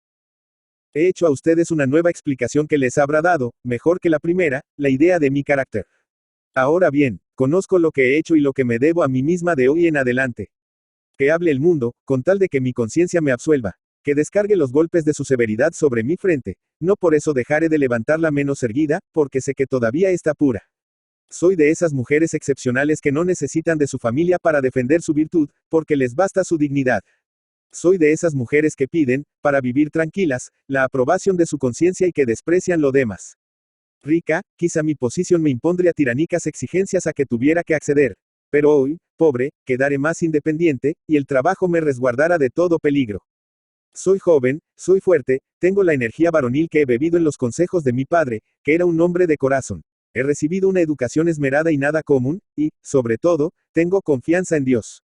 Puedo, merced a la aplicación con que me he dedicado a aprender varios de los ramos que me han enseñado, no tener necesidad de acudir al mezquino medio de la costura en una población como esta, peligro que sí tenía en México por mi falta de relaciones y por la abundancia de personas iguales a mí. Así es que respecto a mi situación, yo solo rogaré a ustedes que me hagan conocer de algunas familias, y de este modo comenzaré a trabajar, cosa que deseo. Por ustedes y por mí, incluyo la joven, mirando tímidamente al inglés. Este, aunque admirado, como yo, del carácter singular de Julia, parece meditabundo, y aun después de que ella acabó de hablar se quedó reflexionando en silencio. En cuanto a mí, no reflexionaba, admiraba. Ya había tenido ocasión, desde que nos encontramos a la hermosa joven en Puebla, de apreciar su valor, la independencia de sus ideas, la originalidad de su talento y, sobre todo, su resolución, que a su edad y en sus circunstancias era rarísima en una persona de su sexo. Pero a mí no me había sorprendido tanto todo este conjunto extraordinario de cualidades, porque debo decírtelo francamente, conocía yo a la mujer por las novelas y no por el trato del mundo, y Julia, a juzgarla según los tipos romancescos que yo conocía, no era una mujer rara. Después, cuando he entrado completamente en la vida real, cuando he tratado a las mujeres de México, he podido comprender que Julia era una excepción. Su tipo es rarísimo, y solo de tarde en tarde suele dibujar la crónica uno semejante. X. Como quiera que sea, al acabar de hablar esta vez Julia, yo me sentía más subyugado aunque antes. Aquella naturaleza enérgica y ardiente influía en mi alma de una manera irresistible. Julia era la mujer de mis sueños. Esa mujer hermosa, inteligente, apasionada, que yo había evocado con frecuencia en mis delirios de joven y que se me había aparecido también, divina creación de mi fantasía ardorosa, bañándome con las llamas de su mirada, haciendo estremecer mi pobre corazón con las promesas de su sonrisa, iluminando mi existencia oscura y pobre, con todas las esperanzas del amor y de la felicidad. Oh, sí, Julia era mi ideal. Una mujer, leona incapaz de someter su cuello de reina a las cadenas de ninguna servidumbre. Incapaz de sacrificar su corazón como una hostia impura, en aras de ningún interés miserable. Bastante soberbia para romper y hollar bajo sus pies de Dios a esos grillos que se llaman las exigencias del mundo. Julia quería ceñir su altiva y blanca frente, no con la corona de oropel que alarga la mano arlequinesca de la preocupación, sino con la corona de azucenas que la conciencia invita a aceptar de mano de la virtud verdadera, de esa virtud que desprecia el certificado de la sociedad, porque cuenta con el sello de Dios. Todo lo tenía para mí esa joven extraordinaria. Una belleza poética y majestuosa. Una inteligencia magnífica y elevada. Un corazón ardiente y resuelto. Una dignidad que no por estar unida a una dulzura inmensa era menos firme, una franqueza incapaz de velar sus sentimientos. Esta última cualidad la hacía más adorable aún, porque la alejaba de esa pobre y vulgar coquetería que obliga a las mujeres a fingir una amabilidad que no tienen, y también de esa reserva gasmoña y antipática que las obliga a ocultar sus afectos bajo una máscara de nieve. Nunca me han agradado las coquetas, amigo mío. Y eso no porque carezcan de ciertos atractivos, sino porque siento junto a ellas algo parecido al perfume alcohólico que exhalan las flores de trapo, a las que se empapa de esencia para darles mayor semejanza con las flores naturales. Las coquetas son flores de trapo. Prefiero las naturales, como debe suponer. En cuanto a estas mujeres que se imponen por orgullo o por educación el deber de reservar sus sentimientos, aunque desborden de su alma, las compadezco cuando son víctimas. Las detesto más que a las coquetas cuando hacen sufrir. Y me parecen tan infames como el médico que mirase impasible a un enfermo estando en su mano curarlo, como el nadador que se divirtiese en ver desde la orilla del mar a un náufrago perecer entre las olas, por falta de auxilio. Julia no era así, era incapaz de ser así. La conocía yo hace pocos días, pero eso me bastaba para asegurarlo. Además, había en el fondo de su carácter algo de tristeza, dulce y sublime tristeza, eterna compañera de las almas elevadas y de las naturalezas enérgicas. Así, el semblante de Julia, tan juvenil y fresco, tan radioso y altivo, se nublaba a veces con una expresión de súbita tristeza que le daba un aspecto de una de aquellas heroínas de Byron, martirizadas por tremendas pasiones. Ay, amigo mío, qué mujer era Julia para adorarla, y qué mujer para ser amado por ella. Comprendo ahora por qué una mujer así, que se encuentra uno en los primeros senderos de la vida, decide fatalmente de nuestros destinos, de nuestras creencias, de nuestra dicha. Si ella quiere, si ella nos ama, convierte para nosotros la vida en un paraíso constante. Si deseca nuestro corazón con su desprecio o con su perfidia, hace de la existencia un desierto fastidioso y eterno, del que desea uno salir cuanto antes. X. Pero me parece que he perdido el hilo de mi narración. Te decía que el inglés se quedó reflexionando luego de que Julia acabó de hablar. Pues bien, después de aquella generosa y franca manifestación de la joven no se podía menos que ser caballeroso y delicado, so pena de pasar por un imbécil o un miserable. El inglés lo comprendió, y dijo a Julia, sonriendo. Estoy admirado de oír hablar a usted así, Julia, porque sus palabras respiran valor y virtud, pero de ningún modo puedo admitir las resoluciones de usted. Permitirle que trabaje para vivir. Esto es muy noble para usted, pero sería indigno para nosotros. Los vínculos que nos unen a usted no son los de la familia, pero son los de la amistad, tan sagrados como aquellos, y por eso nos creemos en el deber de velar por usted.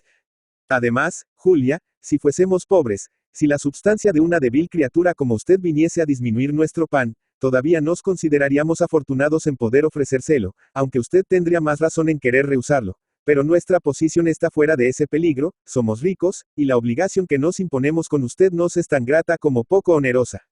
Por lo demás, mis relaciones en México son poderosas y bastantes para arreglar sus asuntos de familia, como lo espero, sin dificultad y sin escándalo, poniéndola a usted fuera del peligro que temía, y asegurándole el porvenir a que tiene usted derecho por sus virtudes y por su posición social. Ahora descanse usted confiada y tranquila. Mañana hablaremos más todavía. Julian se encargará, como un hermano de usted, de arreglar todo lo necesario a su bienestar para que no se hastí pronto de este destierro, al cual solo los negocios pueden confinar a uno. Julia pareció conformarse en todo con las intenciones del inglés, y se quedó alegre, feliz y llena de esperanza. Nos despedimos enseguida y cuando salimos, el inglés me heló con las siguientes observaciones. Singular muchacha es esta, Julian. Me parece que es buena en el fondo. Pero Dios quiera que no venga a traernos con su presencia aquí complicaciones y dificultades que nos hagan maldecir la hora de haberla encontrado, como un fantasma, en las calles de Puebla. En lo que yo escribo a México, a mis amigos y abogados, para que procuren arreglar el asunto con su familia, cuide usted de que no salga. Su presencia daría lugar a multitud de rumores y comentarios. Se diría que era querida mía o de usted, y ni usted ni a mí puede favorecemos esto. A mí, particularmente, me perjudicaría en gran manera. El hermano de mi prometida está aquí, como usted sabe, empleado. Llegaría a su noticia la venida de Julia. Su hermosura extraordinaria le llamaría la atención. Él es joven, curioso, se empeñaría en verla. Sabría, quizá, nuestra aventura de su propia boca. Conocería, además, porque la joven no lo disimula, que me tiene gran cariño. La malicia complementaria sus sospechas, y adiós matrimonio. Ni mi futuro suegro ni mi futura esposa son personas que pueden dejar de hacer un gran escándalo de ello. Me creerán un libertino y se disiparan como humo mis proyectos de felicidad. Vea usted a cuántos peligros me ha expuesto, Julian, con sus ligerezas de joven. Pero, en fin, una vez que no tienen remedio, tratemos de remediarlas en lo posible. Haremos esfuerzos para que pronto se vuelva a México, porque si eso no se pudiera, yo me vería obligado a ir a la para alejar sospechas sobre mi conducta. La decidiré, conteste yo al inglés. Había yo tomado una resolución, porque de todas las palabras anteriores había yo deducido que él prefería expulsarme juntamente con Julia que correr el peligro de que se desbaratase su matrimonio. A pesar de todo, tenía razón. Figúrate qué tumulto de ideas se levantó en mi alma orgullosa y enamorada. El inglés estaba disgustado de la venida de Julia a Taxco. Ella estaba enamorada de él con todo el fuego de su corazón virgen. Yo adoraba a la hermosa joven con todo el ardor de mis 20 años y de mi corazón, virgen también, porque entonces creí que amaba verdaderamente. Ahora bien, era preciso salir de Taxco. ¿Y cómo convencer a Julia de que debía seguirme, si no me amaba? Yo no me sentía capaz de herir su alma revelándole el disgusto del inglés. Esto me lo aconsejaban la dignidad y el temor de hacerla sufrir. Y si a pesar de no amarme se resolvía a seguirme, ¿a dónde podría yo llevarla? Por fin, me dije, a México, allí la ocultaré. Y si nos persiguen, mejor, sufriré por ella, pero la salvaré. Quizá me tengan por su raptor. Para eso sí es preciso preguntarle, porque equivaldría a aceptar por compromiso una situación que le repugnara. Pero era necesario alejarnos a toda costa de Taxco. Aquella noche no dormí, pensando en todas las dificultades que mi amor a Julia había venido repentinamente a amontonar en el camino llano y alegre de mi vida. Sí. Al día siguiente fui a verla. Eran las 8 de la mañana, y ella, que se había despertado muy temprano, se hallaba en el jardincito de la casa y se ocupaba en hacer un ramillete con las flores más bellas. Qué hermosa estaba. La felicidad había aumentado sus encantos, y no pude menos que detenerme en el umbral para verla detenidamente y para sofocar los latidos de mi corazón, que parecía salírseme del pecho. La amaba entonces con desesperación, porque la noche pasada había acabado de confirmarme en la creencia de que ella amaba a mi rival. Se hallaba vuelta de espaldas, y tenía un lindo vestido blanco y fresco, propio de aquella estación y de aquel clima.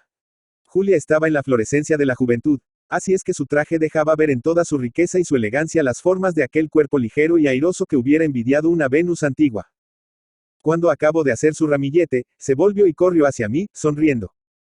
Ah, es usted, Julian, me dijo, alargándome la mano. Buenos días, amigo mío, y el señor Bell. Está bueno, le contesté, y envía a usted sus saludos. Se fue a la mina, pero vendrá a ver a usted esta tarde. Como esta tarde, y porque así, no hay tanta distancia de la casa de ustedes a esta para dar unos pasitos y venir a darme los buenos días.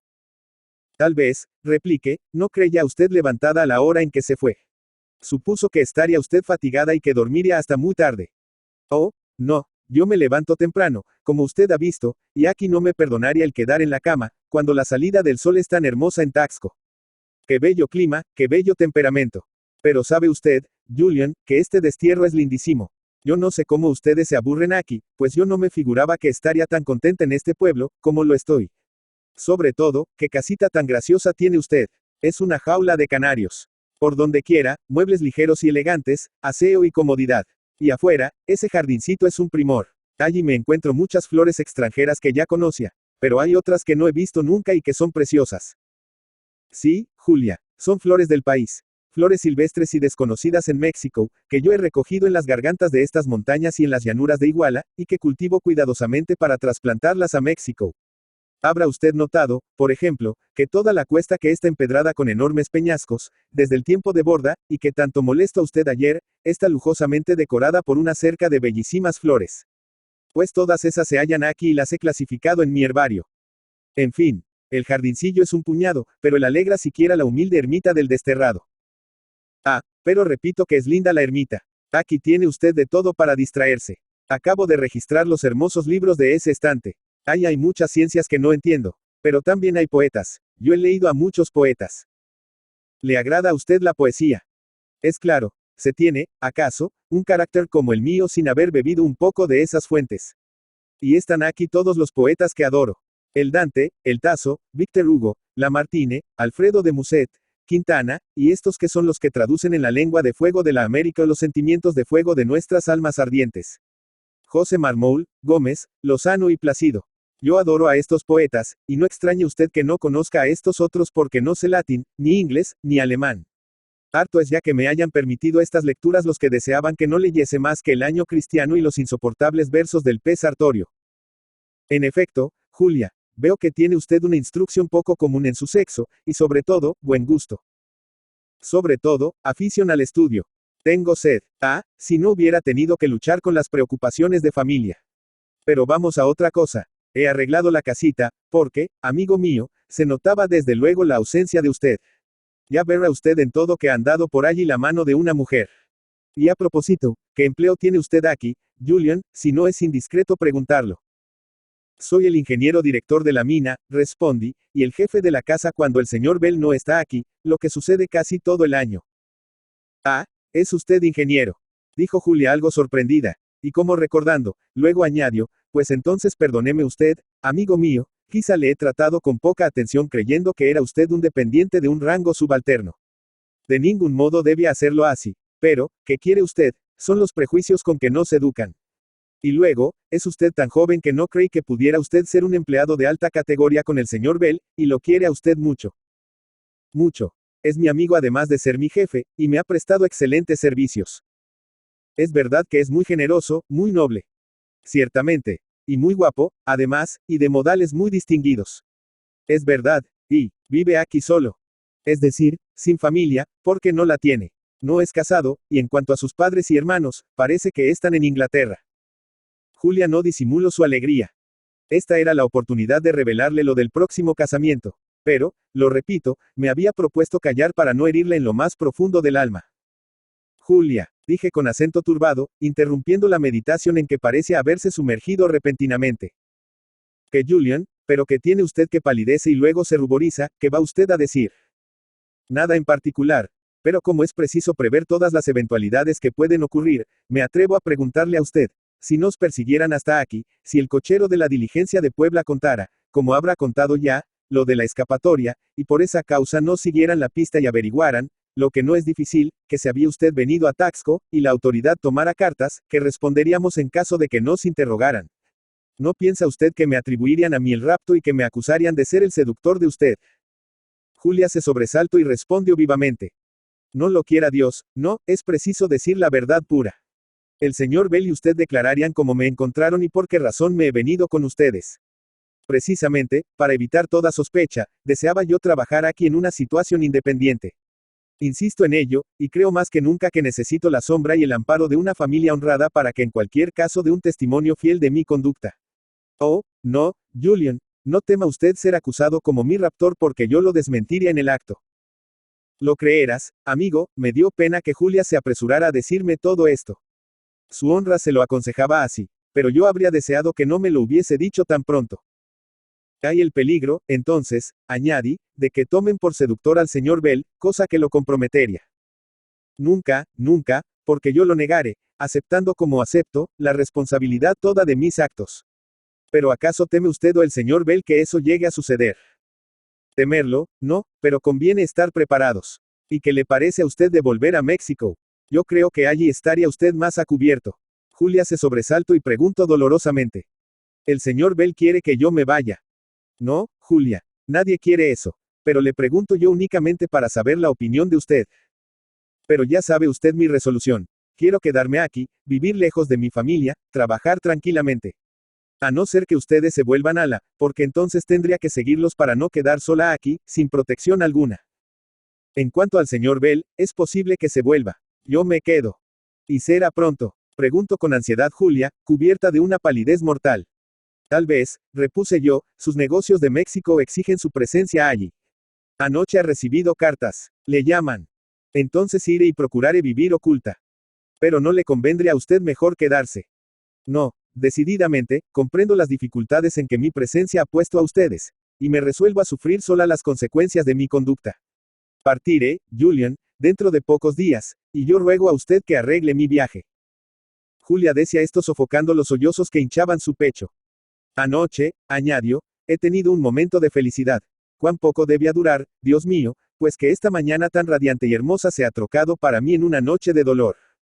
Pero, Julia, dije acercándome a ella, no se aflija usted por mis palabras impertinentes. El señor Bell nada ha dicho de eso. Debe usted descansar en las seguridades que le dio anoche. Yo soy solo el que, sin pensar afligir a usted, le he dirigido estas preguntas para conocer su voluntad, para saber si estaba usted contenta aquí. Julian, pues para que me hace usted sufrir de esta manera. Si no les hago mal, porque me atormenta usted haciéndome sospechar que me rechazan. En mi situación se vuelve uno susceptible hasta el extremo. En este momento, un caballo se detuvo en el zaguán. El jinete se apeó y penetró en la casa. Era el inglés. Julia lo recibió risueña y amable, pero en su semblante se notaba la tristeza que nuestra conversación anterior le había causado. ¿Qué pasa, hija mía? Le preguntó el inglés saludándola cariñosamente. La veo a usted triste. Ha pasado usted mala noche. Está usted fastidiada en este poblacho. Entonces yo expliqué todo al inglés, que aparentó reñirme por mi impertinencia, y aseguro a la joven que nada tenía que temer. Después le indico que le sería grato almorzar con ella, y me detuvo para que los acompañase. Acepte. Julia ofreció su pequeño ramillete al inglés y volvió a lucir el sol de la dicha. De manera que yo, que había ido a la casa de Julia con la intención de inclinarla a salir de la posición humillante en que el desagrado del inglés la colocaba, había empeorado mi causa y trabajado para la de mi rival. 12. Así pasaron 8 días. Yo venía a ver a Julia todas las mañanas, y en las tardes volvía casi siempre con el inglés, que exigía que lo acompañase, seguramente para librarlo de caer en la tentación de enamorarse de la bella niña, que cada día adquiría a nuestros ojos nuevos encantos. Yo no pensaba ya más que en ella, ni quería ni podía hacer otra cosa. Amarla. He aquí, resumida en esta palabra, toda mi vida. De día, su imagen me impedía consagrarme al trabajo. De noche, su imagen presidia implacable a mi insomnio doloroso. Perdí el apetito, me hice misántropo y se apoderó de mí una tristeza desesperada. Cuando iba a verla experimentaba una sensación desconocida, monstruosa, mezcla de felicidad y de amargura. Brebaje envenenado que, sin embargo, era el único que parecía alimentarme. Dejar de verla hubiera sido morir. Y, sin embargo, yo sabía que no me comprendía o no quería comprenderme, porque ella, a su vez, estaba más enamorada cada día del joven inglés. Cada tarde veía yo una nueva prueba de su amor, que el inglés aceptaba con exquisita finura, pero sin conmoverse. Cada noche sabía yo por mis criados que ella lloraba cuando nos alejábamos. Hacía constantes preguntas a la criadita sobre el inglés. Con respecto a mí, no preguntaba nunca. Una vez fui a verla solo en la tarde, y como era mi costumbre, me senté en un sillón de bejuco junto al lugar que ella ocupaba regularmente. La tarde estaba triste, llovía. Como ella estaba en su cuarto y había mandado decirme que tuviera la bondad de esperarla, me levanté del sillón y fui a la puerta que daba al patio para ver el jardín. Qué tristes me parecían los árboles inclinando sus copas por la lluvia.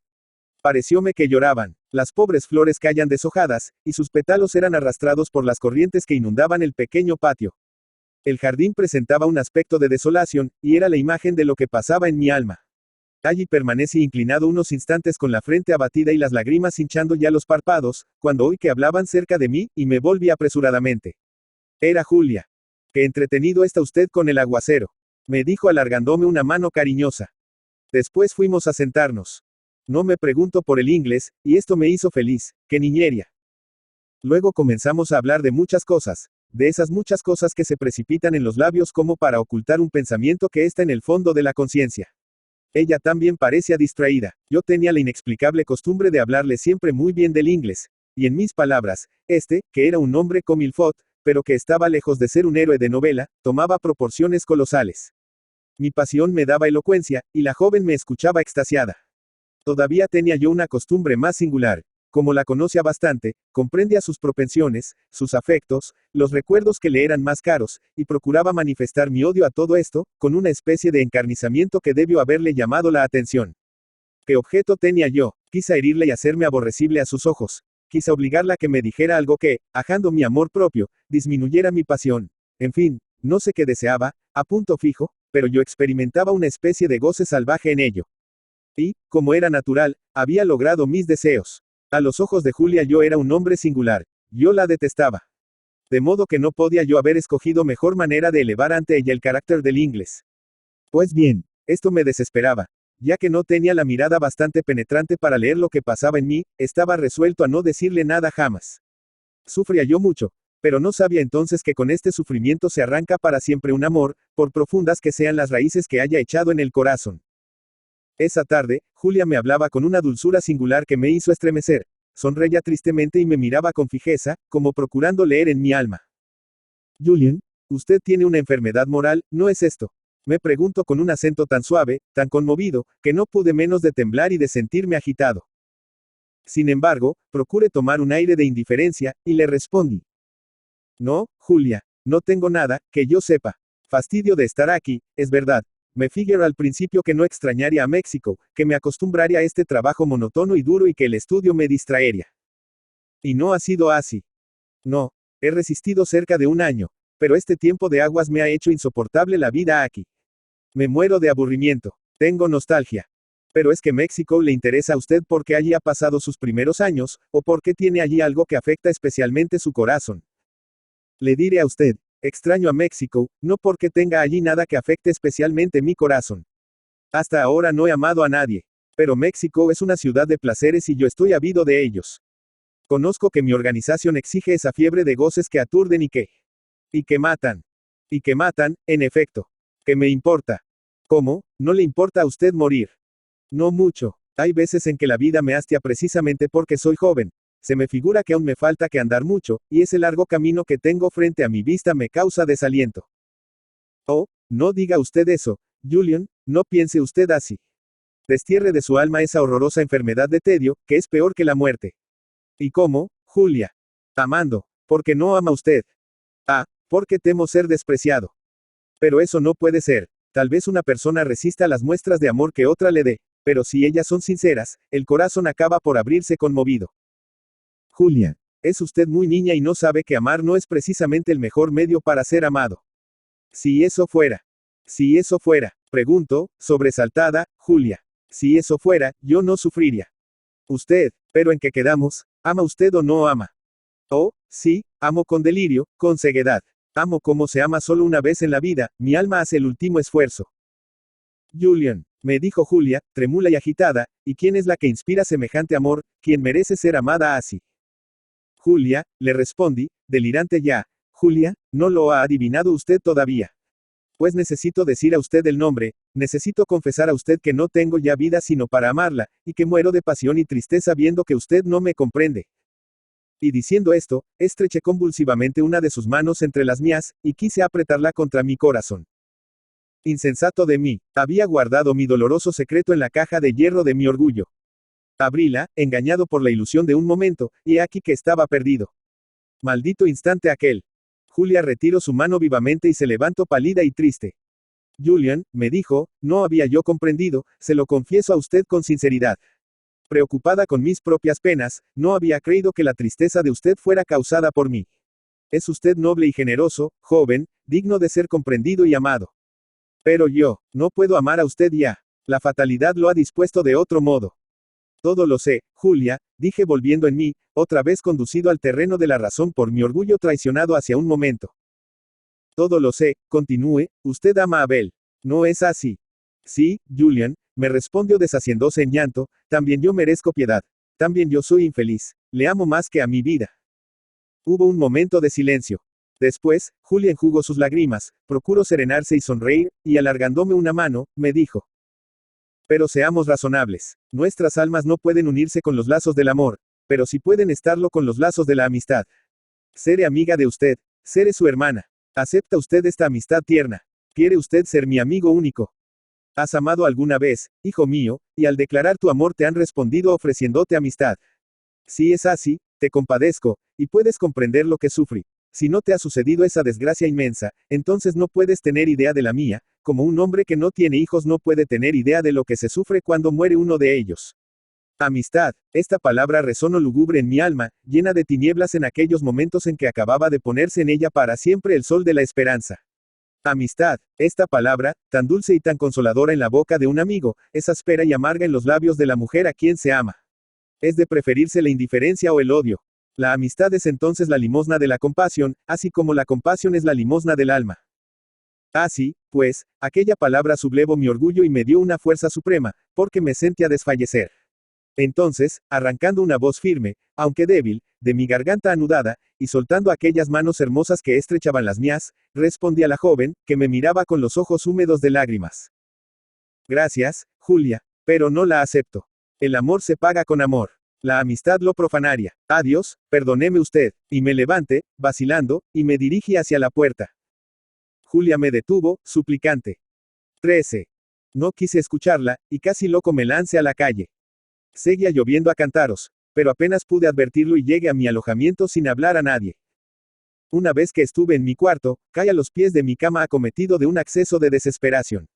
Hubiera deseado derramar lágrimas a torrentes para aliviar mi corazón, que sentía estallar. Pero no pude, y creí morir por el violento dolor que sufría. Era yo joven, amaba por primera vez, y así se explica la vehemencia de mis sentimientos. Si eso me hubiese acontecido ahora, habría yo parecido risible, aun a mis propios ojos. En un estado próximo a la insensibilidad, debí de haber permanecido mucho tiempo, porque hasta llegada la noche, cuando mi criado vino a mi cuarto a encender luz, y notó con sorpresa que me hallaba tendido a los pies de mi cama, recuerdo haber cambiado de situación. El pobre criado me creyó enfermo. Me levanto del suelo, me hizo meter en la cama y llamo al médico. Este declaró que era yo presa de una fiebre violenta, cuya causa se atribuyó al aguacero que había yo recibido. La enfermedad fue tan terrible, que no volví a recobrar el sentido sino hasta 4 o 5 días después, y eso con tal debilidad, que apenas podía darme cuenta de lo que pasaba. En vano preguntaba yo con voz moribunda qué era lo que tenía y por qué me hallaba así. Nadie quería responderme sino para recomendarme silencio, del que no salía yo, por fin, sino para ser acometido de un delirio penosísimo para los que me escuchaban y para mí mismo, porque me fatigaba. Por último, merced a los esfuerzos y a la inteligencia del médico que me asistía, pude salvarme, y a los 12 días estaba convaleciente, aunque incapaz de hablar ni de pensar. El aniquilamiento de mis fuerzas era sumo, y mi horror a toda clase de alimentos lo prolongaba. Al fin comencé a recordar y a ver con lucidez las cosas, pero aún no me atreví a preguntar nada particularmente acerca de Julia, de miedo de revelar el estado de mi alma, estado que, sin embargo, era conocido de todos, a causa de las palabras que se me habían escapado durante mis delirios.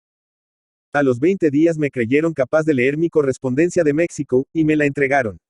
Abrí varias cartas y las dejé porque eran largas y hablaban de negocios, pero al tomar una en mis manos no sé por qué me estremecí. La letra del sobrescrito era de mujer, y desconocida para mí. Abríla temblando. Era de Julia y estaba fechada en México. No pude reprimir un grito y caí desfallecido en las almohadas. Julia en México. ¿Qué había pasado, pues, durante mi enfermedad? Recobrado a pocos momentos, volví a tomar la carta y la devoré en un segundo. Julia me decía que el señor Bell me diría todo lo que había pasado, que se había visto obligada a partir con la pena de dejarme enfermo gravemente, y tal vez por causa suya, que sabía que estaba yo fuera de peligro, pero que deseaba que la perdonase y que no conservara de ella un recuerdo doloroso. Quise saberlo todo, y llamé. El inglés se presentó y vino a abrazarme. Tal vez hice mal en creer, me dijo, que estaba usted ya capaz de leer esta carta, pero consulte con el médico y él me aseguró que no había peligro en enseñársela. Sé cuál ha sido la causa de la enfermedad de usted porque en su delirio nos la ha hecho conocer. Ahora bien, era preciso que supiera usted de una vez lo que ha pasado con Julia. Esa carta debía dar la ocasión para referírselo. Diga usted, conteste yo con viva ansiedad. Pues bien, cosa de 8 días después de que usted cayó enfermo, 2 parientes respetables de Julia se presentaron aquí con cartas que traían para mí y para otras personas de Taxco. Ya sabía usted que yo había procurado con empeño que se arreglaran las dificultades que había entre esta joven y su familia. La cosa no fue difícil, pues la madre de Julia había llegado a México en seguimiento de ella, sabiendo que se había venido acompañada de nosotros. Por fortuna, no se pensó mal de esta compañía. No se creía que habíamos cometido un rapto, como me lo temí, sino que se dio a la fuga de Julia su verdadero carácter, de lo que debemos felicitarnos. La señora fue a mi casa. Hablo a mis amigos, que justamente tenían ya encargo de explicar a la familia de Julia todo, y de procurar con ella un arreglo. La señora supo que su hija, cuyo carácter conoce perfectamente, no creyéndose segura en México, había continuado bajo nuestra protección hasta aquí. Al mismo tiempo recibió una carta de la joven, bastante explícita, y como debe usted suponer, el arreglo no fue difícil. La señora se adelantó hasta proponer a mi abogado condiciones muy favorables para Julia, en vista de su repugnancia para permanecer con su familia y de su resolución manifestada tan enérgicamente. Así es que la joven vivirá en México con una familia de parientes suyos. Se le nombrará un curador que administre los bienes, que le pertenecen por su herencia paterna, y de este modo no habrá ya disgustos ni dificultades. Vea usted, Julian, qué ventajas ha obtenido nuestra hermosa heroína con su conducta, que mucho temí la hubiera perdido para siempre. Su padrastro bien hubiera querido aprovecharse de la inconsiderada fuga de la joven para arruinarla, y aún procuro trabajar en ese sentido. Pero debemos hacer justicia a la madre. Ella no lo consintió, y aquel amor maternal, un tiempo apagado, volvió a encenderse de nuevo, con la ausencia, haciendo que la señora comprendiese cuál era su deber. Entonces fue cuando la señora, en compañía de 2 parientes suyos, uno de los cuales es ahora el curador de Julia, se dirigieron a Cuernavaca. Allí la señora aguardó a su hija y ellos vinieron a llevarla. Como debe usted comprender, Julia se sorprendió de este arreglo. No lo podía esperar tan ventajoso. Así es que, aunque triste por separarse de sus amigos y más triste aún porque lo dejaba a usted enfermo, partió sin poder despedirse de usted, que justamente en esos días se hallaba usted más grave. Ahora, amigo mío, acabe de aliviarse, trabaje, y yo creo que los proyectos de usted respecto de ella se arreglarán a pedir de boca. Porque usted la ama, Julian, no es así. Es verdad, le respondí, todavía distraído por los pensamientos que me había sugerido la narración del inglés. Pues bien, valor y que la esperanza termine pronto esa convalecencia que aún me admira. Sepa usted que hubo momentos en que no contamos para nada con su vida. Fue una fiebre tremenda de que no lo ha salvado a usted más que su juventud. Y es una lástima, repuse, porque no valía la pena vivir. Ella no me ama. ¿Cómo es eso? Julia no lo ama a usted. Amigo mío, demasiado la conoce usted, y aún me lo pregunta. Julia no ama sino a usted con toda su alma. A mí, es posible. No lo ha visto usted claramente en todas sus acciones, en todas sus palabras. Pero, hombre, entonces, usted no sabe leer en el corazón. Confieso a usted, Julian, que he tenido mis sospechas acerca de ello. pero que luego las he desechado, reflexionando sobre el carácter original de Julia, y más que todo en la intimidad de usted con ella, intimidad que yo había creído establecida por el amor. Ustedes eran jóvenes de la misma edad. Usted ha hecho por ella lo que solo un amante o un hermano habrían podido. Usted había arrostrado todos los peligros para salvarla, y además la había acompañado solo de México a Taxco, como dudar de que sus corazones hubieran permanecido tranquilos. Así es que las manifestaciones, a veces demasiado extrañas, que advertí en Julia, si bien me dieron en qué pensar, no me decidieron a darles otro origen que el de una amistad entusiasta y juvenil. Cuando un hombre ha salido de los primeros años de la juventud, como yo, no puede tener ya esa tan consoladora como fértil presunción que hace al adolescente creerse idolatrado porque se le concede una sonrisa común, o porque se contempla con atención la corbata que se lleva, o el chaleco que estreno. Además, yo siempre fui, por carácter y por educación, frío y desconfiado. Natural era que por todo lo que he dicho a usted no me fijara largo tiempo en las acciones de Julia ni adivinara su origen. Pero, ciertamente, usted lo sabe. Ella es quien me lo ha confesado. Entonces referí en pocas palabras al inglés todo lo que había pasado aquella tarde fatal en que caí enfermo. Mi amigo se sorprendió grandemente y concluyó diciéndome: más vale que yo haya ignorado la pasión de esta pobre niña. Habría yo sufrido sin poder hacerla feliz. Yo amo a otra, usted lo sabe, y mi próximo matrimonio formado por el afecto, por los intereses y por compromisos sagrados, habría fracasado, lo cual hubiera sido un golpe espantoso para mí. Julia es hermosa, 10 veces más hermosa que mi novia, es inteligente y amable, pero ¿qué quiere usted, amigo mío? En mi corazón y en mi pensamiento ya no hay lugar más que para la mujer a quien estoy unido por promesas inviolables desde hace 3 años. Todavía más, usted no puede comprender cuál fue mi temor al ver llegar a Julia a Taxco. Me creí perdido, y ha sido necesaria toda mi inteligencia, ayudada de la intimidad de usted con Julia, para hacer entender a mi maligno cuñado que la bella Elena no era para mí. Con todo, su venida provocó explicaciones serias por parte de mi novia, indagaciones por parte de mi suegro y hablillas entre los parientes, aspirantes y toda esa corte que rodea siempre a las familias como la de mi futura. Pero han quedado satisfechos todos, y la ida de Julia a México ha puesto punto a la historia. Todavía seguimos hablando el inglés y yo por espacio de 1 hora, y cuando me dejo, animándome siempre con reflexiones consoladoras, me sentí aliviado de un gran peso. Julia había partido, pero era feliz. Yo procuraría olvidarla. Lo creía difícil, pero iba a hacer esfuerzos y me lisonjeaba de antemano de poder triunfar de aquella pasión tan dominadora como funesta. A los pocos días estaba yo en pie y en el trabajo procuraba olvidar mis penas. 14. Pero el amor desgraciado impide trabajar o hace desfallecer pronto. Además, el trabajo es impotente para producir el olvido. Es una desdicha, pero el bálsamo bendito del trabajo no cura las heridas del alma. Yo me río de todos esos consejeros inexpertos que recomiendan a los que han sufrido alguna gran desventura de amor, que se refugien en el trabajo. Eso está bueno para las novelas, y aun cuando suele ser un remedio eficaz solo puede aplicarse a ciertas gentes. Los que aman como yo, no se curan así. Es preciso que otra gran pasión, tan dominadora como la que nos ha abatido, venga a levantarnos de nuevo en el camino triste de la existencia. Y esta gran pasión tiene que ser diversa del amor, porque será mentira para los que tienen un corazón por partida doble. Pero yo creo que el árbol del amor no florece más que una vez en la vida.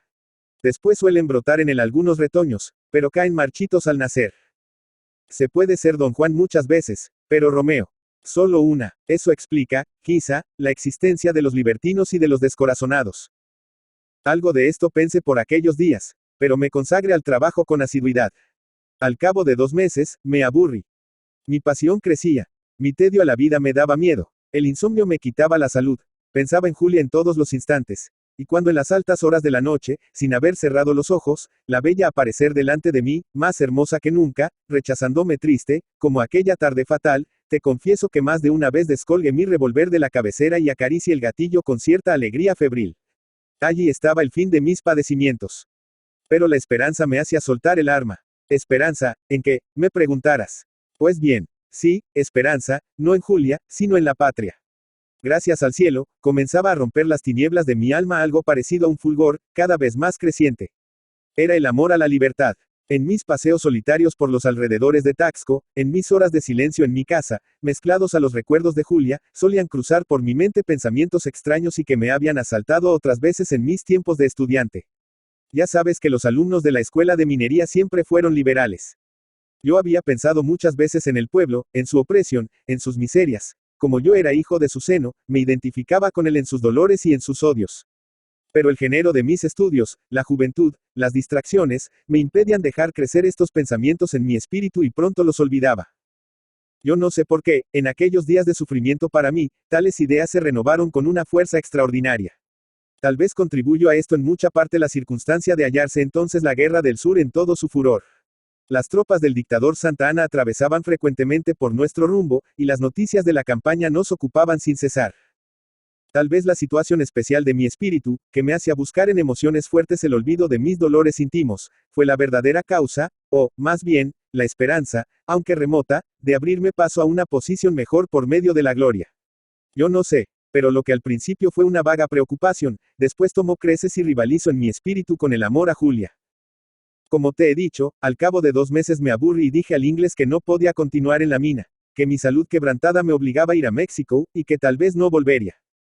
El inglés lo sintió mucho, pero sospechando, quizá, que lo que me obligaba a salir de Taxco era verdaderamente mi pasión por la hermosa joven, me dejó partir. 15. Llegué a México y me propuse no preguntar nada acerca de Julia. Pero el primer día que salí, que fue el segundo después de mi llegada, iba yo bien triste, por cierto, atravesando, a eso de las 3 de la tarde, el espacio que hay de la que es hoy esquina del Café de la Concordia a la esquina de la Profesa, cuando tuve que detenerme para dejar pasar un magnífico carruaje tirado por 2 caballos frisones y que venía de la calle de San José el Real con dirección a la del Espíritu Santo. Miré, como era natural, a las personas que venían dentro, y el corazón me dio un salto. Allí venía Julia, hermosa como un ángel, lujosa como una reina. Bajé los ojos y me aparté estremeciéndome, como si tuviera miedo. Ella me vio también y dejó escapar un ligero grito. Los caballos iban con rapidez. Pero Julia se asomó a la portezuela para mirarme, y en el momento en que yo volví a la cabeza para seguir con la vista el carruaje, ella me saludó. Un momento después vi que el carruaje se detenía. Pero sea por un sentimiento de orgullo o de temor, yo atravesé a pasos apresurados la calle de la Profesa y di vuelta en el momento por el callejón de Santa Clara. Como era de suponerse, no me siguieron. Pero aquel incidente me hizo olvidar mi propósito y entonces comencé a preguntar a mis amigos lo que sabían acerca de Julia. Contaronme que la joven era a la sazón una de las leonas de México, que se sabía que era la hija de una familia opulenta de Puebla, que por ciertos disgustos con su padrastro se había venido a vivir a esta ciudad en compañía de otra familia de parientes suyos, lo de la fuga y la ida a Taxco se ignoraba, que frecuentaba los mejores círculos, asistía a los grandes bailes, concurría al teatro y estaba rodeada de adoradores, atraídos por su belleza como por la fama de su herencia. Esto se comprendía fácilmente. Aquí, como en todas partes, apenas aparece una mujer que se dice es rica heredera, cuando se precipitan a sus plantas los muchachos ricos y los muchachos simplemente buenos mozos, que todos son una especie de catadores de minas, sin corazón, para quienes la virtud y la belleza consisten nada más que en el filón de oro. Julia era rica, y aquí que, previo cálculo sobre su dote, la rodeaban e idolatraban 2 docenas de tontos vestidos a la derniere. Sin embargo, parecía que ella no había preferido a ninguno de ellos. Estas noticias me helaron. Hoy menos que nunca podía acercarme a la joven, que no era ya la modesta habitante de mi casita de Taxco, sino la opulenta hija de una casa aristocrática que vivía rodeada de una corte de pretendientes y de lacayos. Poco después del encuentro que he referido, fui una noche al Teatro Nacional. Entre ya comenzada la pieza, y apenas tomé asiento en mi luneta, junto a un amigo, cuando éste, que revisaba todos los palcos con su anteojo, me dijo: Chico, del palco que está a nuestra derecha te está mirando con mucha atención una muchacha linda como un cielo. Alcé la vista y volví a bajarla apresuradamente. Era Julia, que me veía con sus gemelos. Estaba radiante de belleza. Yo no podía quedar tranquilo. Sentía sobre mi semblante algo abrasador y terrible. Era su mirada. ¡Qué bárbaro eres! Volvió a decirme mi amigo, esa señorita te saluda y tú te portas como un payo miserable. Alza la cara. Déjame, le respondí, tú no sabes lo que me pasa. Al día siguiente me paseaba por la Alameda, por nuestra hermosa y poética Alameda, hoy tan desdeñada por las gentes que no buscan las bellezas naturales, sino las miradas del concurso. Era una tibia y tranquila tarde de otoño, pues estábamos en noviembre. Los árboles comenzaban a cubrirse con un manto de hojas amarillentas. La brisa arrastraba suavemente a nuestros pies las hojas secas.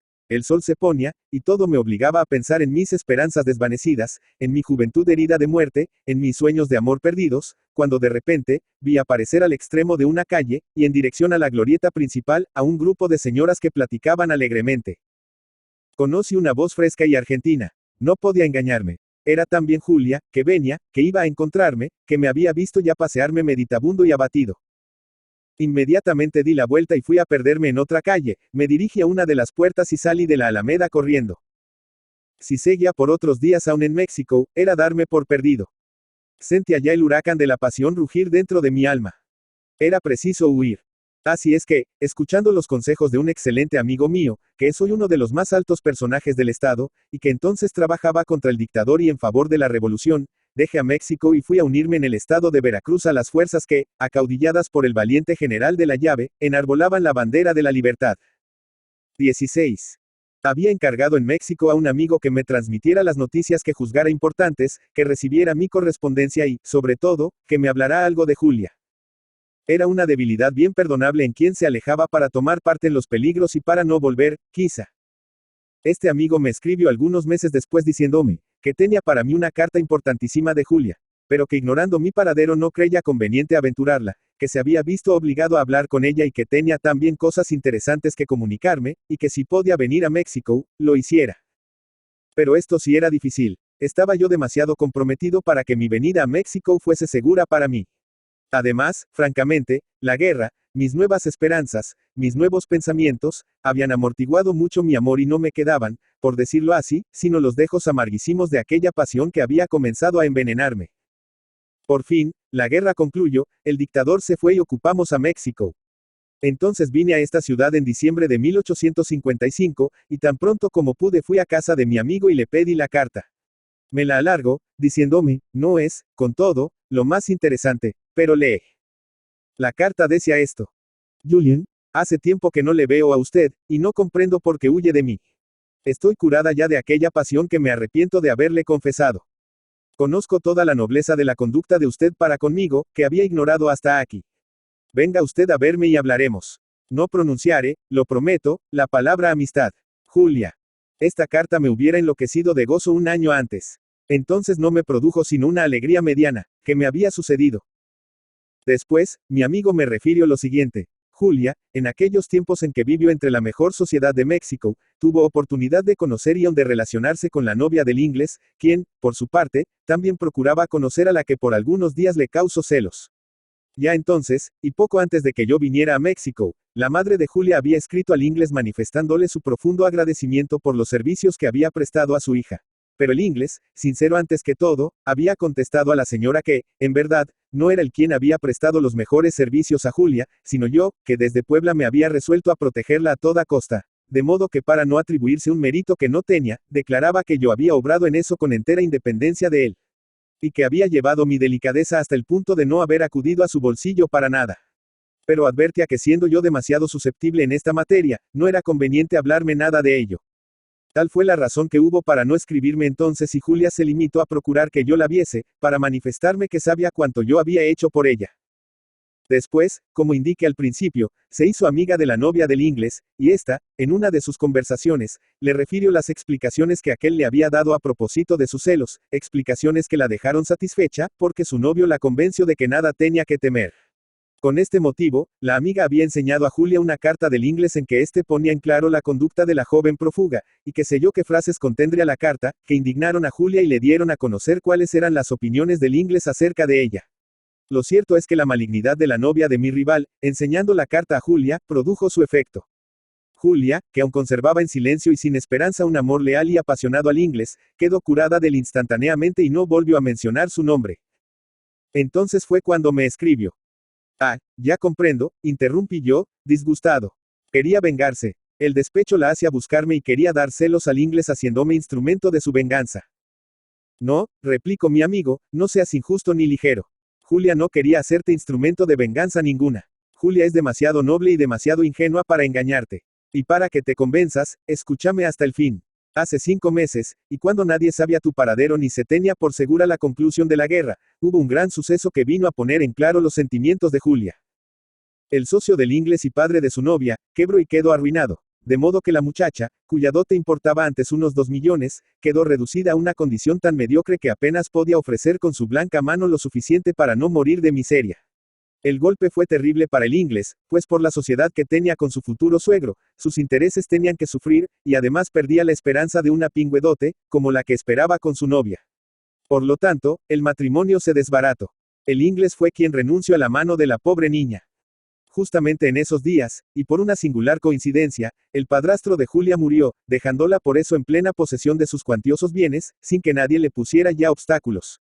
Debe suponer que al saberse esto en México, la linda joven se vio literalmente asediada por los pretendientes, como le importunaron.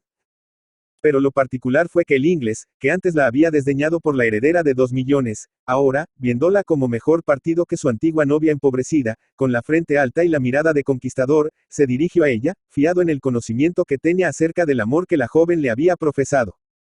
El fracaso del inglés no pudo ser más completo. Julia le contestó con mucha amabilidad, pero con una frialdad glacial, que no lo amaba y que no podía, por lo mismo, otorgarle su mano.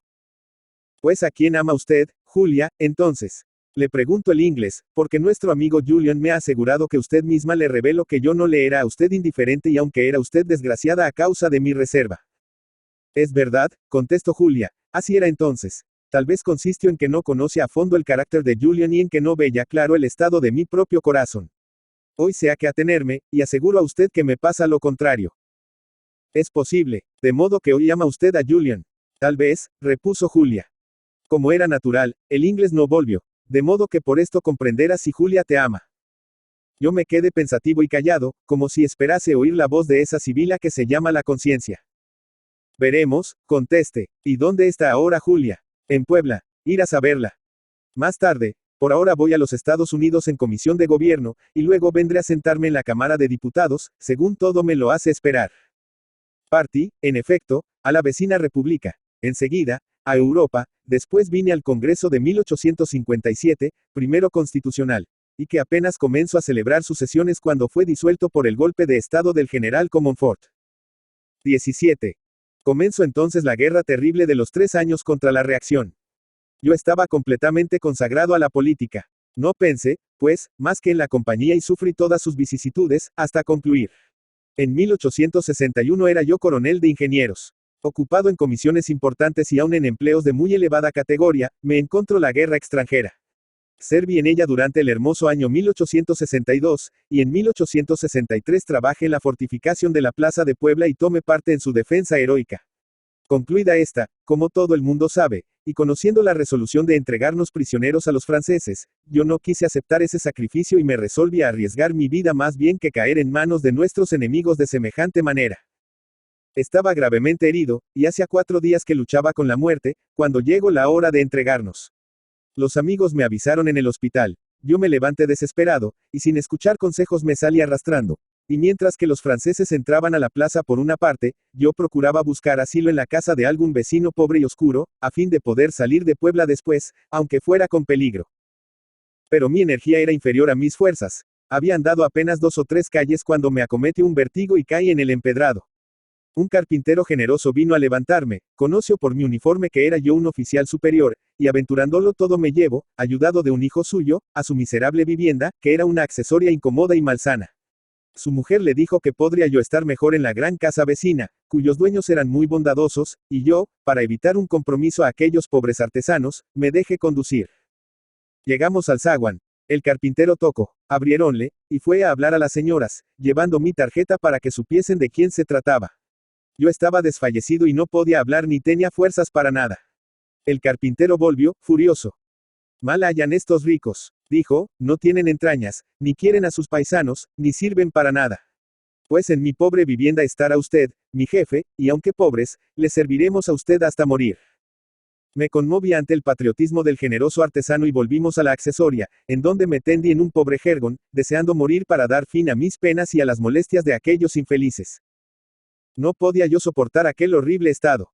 Oía el galope de los caballos franceses. Oía la confusa gritería del ejército enemigo. Cada rumor era para mí un tormento, y la cólera, el dolor físico y el aniquilamiento moral me hacían ansiar la muerte. Estaba yo postrado y delirante, pero recuerdo que 2 o 3 horas después llamaron a la puerta de la vivienda. El carpintero y su mujer fueron a ver quién era, y apenas habían entreabierto la puerta cuando se precipitó por ella una señora muy hermosa y muy bien vestida, preguntando con una ansiedad dolorosa. ¿Dónde está? ¿Dónde está? Los artesanos señalaron el lugar en que me hallaba apenas alumbrado por la débil claridad de una ventanilla medio cerrada, y cuando la dama me vio, se arrodilló, y tomándome las manos entre las suyas, dijo llorando. Ah, por fin, por fin. Era Julia. Julia, ya no la tierna joven de 1854, sino la mujer. Una mujer de 27 años, en todo el brillo de su belleza, pero con la melancólica gravedad que imprimen en el semblante de una mujer inteligente los sufrimientos de una vida agitada y la energía de un espíritu independiente y firme. Julia estaba hermosa e imponía respeto. Yo la vi en medio de mi abatimiento como la aparición de una madre o de una hermana. Gracias, Dios mío, añadió Julia, gracias que he encontrado a usted y que puedo velar a su cabecera, como debí hacerlo en otro tiempo. Luego explico que cuando los artesanos me llevaron a su casa, ella no estaba allí, y que su familia, sin saber quién era yo, me habían rechazado. Pero que al volver ella y ver mi tarjeta, todo lo había comprendido y había volado a reparar la falta de su familia. 18. Desde luego, quiso llevarme a su casa. Pero aquellos artesanos se resistieron tanto, y yo, por mi parte, les estaba tan agradecido, que por fin se decidió que me quedaría y que solo se me enviarían medicinas, hilas y todo, de la casa de Julia. Así se hizo, y ella venía a sentarse junto a mi cama largas horas en compañía de sus hermanos y de sus criadas. Pasaron 2 meses. Mi convalecencia, gracias a los cuidados que se me prodigaron, fue rápida y buena. El cirujano que me asistía declaró que ya podía yo caminar, y que con ciertas precauciones podía ir a San Luis Potosí, donde se hallaba a la sazón el gobierno de la República, o a Querétaro y Guanajuato, donde estaban nuestras tropas todavía. Comuniqué mi resolución a Julia. Ella la escuchó con profunda tristeza. Julian, me dijo, nada me ha dicho usted en nuestras horas de conversación de cierta carta que debe usted haber recibido en México, si es que no la recibió en el estado de Veracruz en 1855, ¿la vio usted? Sí la vi, Julia. Y bien, ¿por qué no procuró usted verme? No pude, Julia. El gobierno me envió a varias comisiones. Después vino la guerra. Mi suerte estaba enteramente identificada con la política. Me envolví en ese torbellino, y, sobre todo. ¿Qué quiere usted? Deseaba aturdirme y olvidar mis pesares de Taxco. Olvidar. Pero tenía usted, ¿acaso, necesidad de olvidarlos en la guerra? ¿No creía usted que podía haberlos olvidado más pronto cerca de mí? Concluyó Julia, ruborizada. Ah, no, repuse yo, cerca de usted hubiera vuelto a nacer mi pasión con mayor intensidad. ¿Y qué habría yo logrado con eso? Una nueva humillación me hubiera matado. Nueva humillación. ¿Qué quiere usted decir? Si en Taxco no había comprendido a usted, y un sentimiento que me duele mucho haber abrigado en el alma por algún tiempo, me ponía una venda en los ojos, ¿no creía usted posible que eso se terminara? No era bastante decir a usted que estaba arrepentida. ¿No adivina usted en las palabras de mi carta el cambio que se había operado en mis pensamientos? Oh, eso no es posible. ¿Qué clase de corazón tiene usted si no comprende esas cosas? ¿Qué más quería usted que le dijera? Yo sentía que me iba conmoviendo de una manera alarmante. Julia, le dije, ahora comprendo que fui desconfiado en demasia. Había sufrido tanto. No recuerde usted aquello, Julian, me hace usted mal y es usted injusto. Pero en fin, amigo mío, solo hay la circunstancia de que soy menos joven. Pero soy libre, soy rica y no he amado a nadie después de usted. Los sentimientos que abrigaba usted hacia mí hace 9 años, habrán cambiado, por ventura. Yo quedé en silencio unos instantes. Pero al oír aquella palabra amigo mío, que me recordaba la odiosa amistad que se me ofreció en Taxco, al oír esa otra, no he amado a nadie después de usted, que me trae a la memoria el le amo más que a mi vida, hablando de mi rival, al pensar que Julia pudo, en efecto, no haber amado a ninguno después de mí, pero que si amo con pasión antes, y solo se curó por un desprecio que le hizo el inglés. Sobre todo, el sentir esa palabra, al sentir esa frase que Julia pronunció indiscretamente. Soy rica, se despertó mi orgullo, mi indomable orgullo, que no se sacrifica ante nada. Tome, pues, una resolución. Julia, le dije estrechándole las manos, ve usted cuán desgraciado soy en no poder tocar la felicidad que el amor de usted me ofrece. ¿Por qué? Preguntó ella asustada y palideciendo. Porque es tarde, Julia, es tarde ya. Estoy casado. Casado. Pudo apenas balbucir Julia. Dios mío. Y contuvo los sollozos que la ahogaban, haciendo un supremo esfuerzo. Entonces se levantó pálida y procurando sonreír tristemente, añadió. La fatalidad se atravesó entre nosotros desde un principio, no hay más que resignarse. Ay, qué triste es la vida así. Como decide una palabra de la felicidad o de la desdicha. Es por palabras, Julian, por simples palabras, que nos ha separado la suerte. Y tenía razón, palabras que hieren el amor propio. He aquí la clave misteriosa de muchas desgracias. En fin, Julian, adiós, que el cielo le ampare a usted y que sea feliz en su viaje. No nos veremos más. Adiós, concluyó la joven ya sin poder contener el llanto. Y salió, echándose el manto sobre la cabeza y cubriéndose los ojos con el pañuelo. Pobre señorita, dijeron el carpintero y su mujer. Y vea usted, jefe, tiene fama de muy orgullosa. Yo me entristecí también. Los sacrificios que impone el orgullo cuestan a veces la vida. Al día siguiente salí de Puebla, y 8 días después me hallaba en San Luis Potosí. 19. Pero sepamos, pregunté yo a Julian, porque dijiste a Julia que eras casado, ¿es que realmente lo estabas? No, hombre, me respondió, que casado, yo soy incapaz de cometer esa debilidad. ¿No has comprendido que dije eso para destruir de una vez toda probabilidad de unión entre Julia y yo? Es preciso que leas bien en ciertas almas. Julia, amada por mí con una pasión frenética, terrible, la única de mi vida, me hizo en un momento de coquetería confesarle lo que yo guardaba en silencio por no exponerme a una humillación. Yo, engañado por sus palabras, en las que creí vislumbrar una esperanza, abrí mi corazón y recibí una herida en mi amor propio. Esa mujer se sorprendió de que yo la amara, luego le parecía imposible que me atreviera a tanto, ¿por qué? Después me confesó que amaba a mi rival más que a su vida, y eso era mucho para un orgulloso como yo. Ella lo hacía llorando de pena también, pero aún esa pena tan inmensa parecía humillante para mí. Sufrí mucho a consecuencia de tal desengaño. Estuve próximo a morir. Luché largos días con mi pasión. Pero eso acaba con la fuerza del alma, con la savia juvenil que se necesitaba para seguir amando. La hoguera ardió voraz, pero se convirtió en ceniza prontamente. Corazón herido, corazón muerto. Más tarde no quedan más que los sentidos. Verdad espantosa, pero indudable. La novela puede decir otra cosa, pero la vida real no admite esos fantasmas de la imaginación. Así, pues, yo había dejado de amar a Julia. Los amores ligeros de soldado que he tenido han sido mariposas que han agotado la poca esencia que pudo haberme quedado en el cáliz del alma. Ahora no puedo amar. Por otra parte, la consideración de que ella dejó de amar al inglés por una frase desdeñosa que vio en una carta de este, era también una consideración desconsoladora. Yo hubiera querido deber la preferencia a mi amor, no al orgulloso desprecio de mi antagonista. Y la riqueza de Julia. Yo no estoy organizado para cometer el acto de abnegación que consiste en casarse uno, siendo pobre, con una rica, lo cual da a la coyunda matrimonial el aspecto de una librea. Si Julia hubiera sido pobre, no hubiera vacilado a pesar de las otras consideraciones, pero rica. No, jamás. He aquí lo que me ha hecho apartar de mis labios voluntariamente la copa de la felicidad. XX. Ahora, para concluir. Hace 4 años que Julia se casó, dicen que todavía apesadumbrada y llevando al lado de su marido su virtud intachable, pero su corazón despedazado. Dicen que la adora, que ella es buena mujer y que cumple con sus deberes noblemente. Yo no entiendo así las cosas. No me alegraría de estrechar contra mi pecho un corazón que latiese al recuerdo de otro hombre. Y agregan que la pobre Julia ha sabido perfectamente que yo no era casado. La cosa pasó de esta manera. Dijóse hace 3 años que iba a casarme con una señorita que había yo dado en visitar, solamente para practicar el inglés que ella hablaba como su lengua. Pues bien, un día se platicaba acerca de esto en casa de Julia.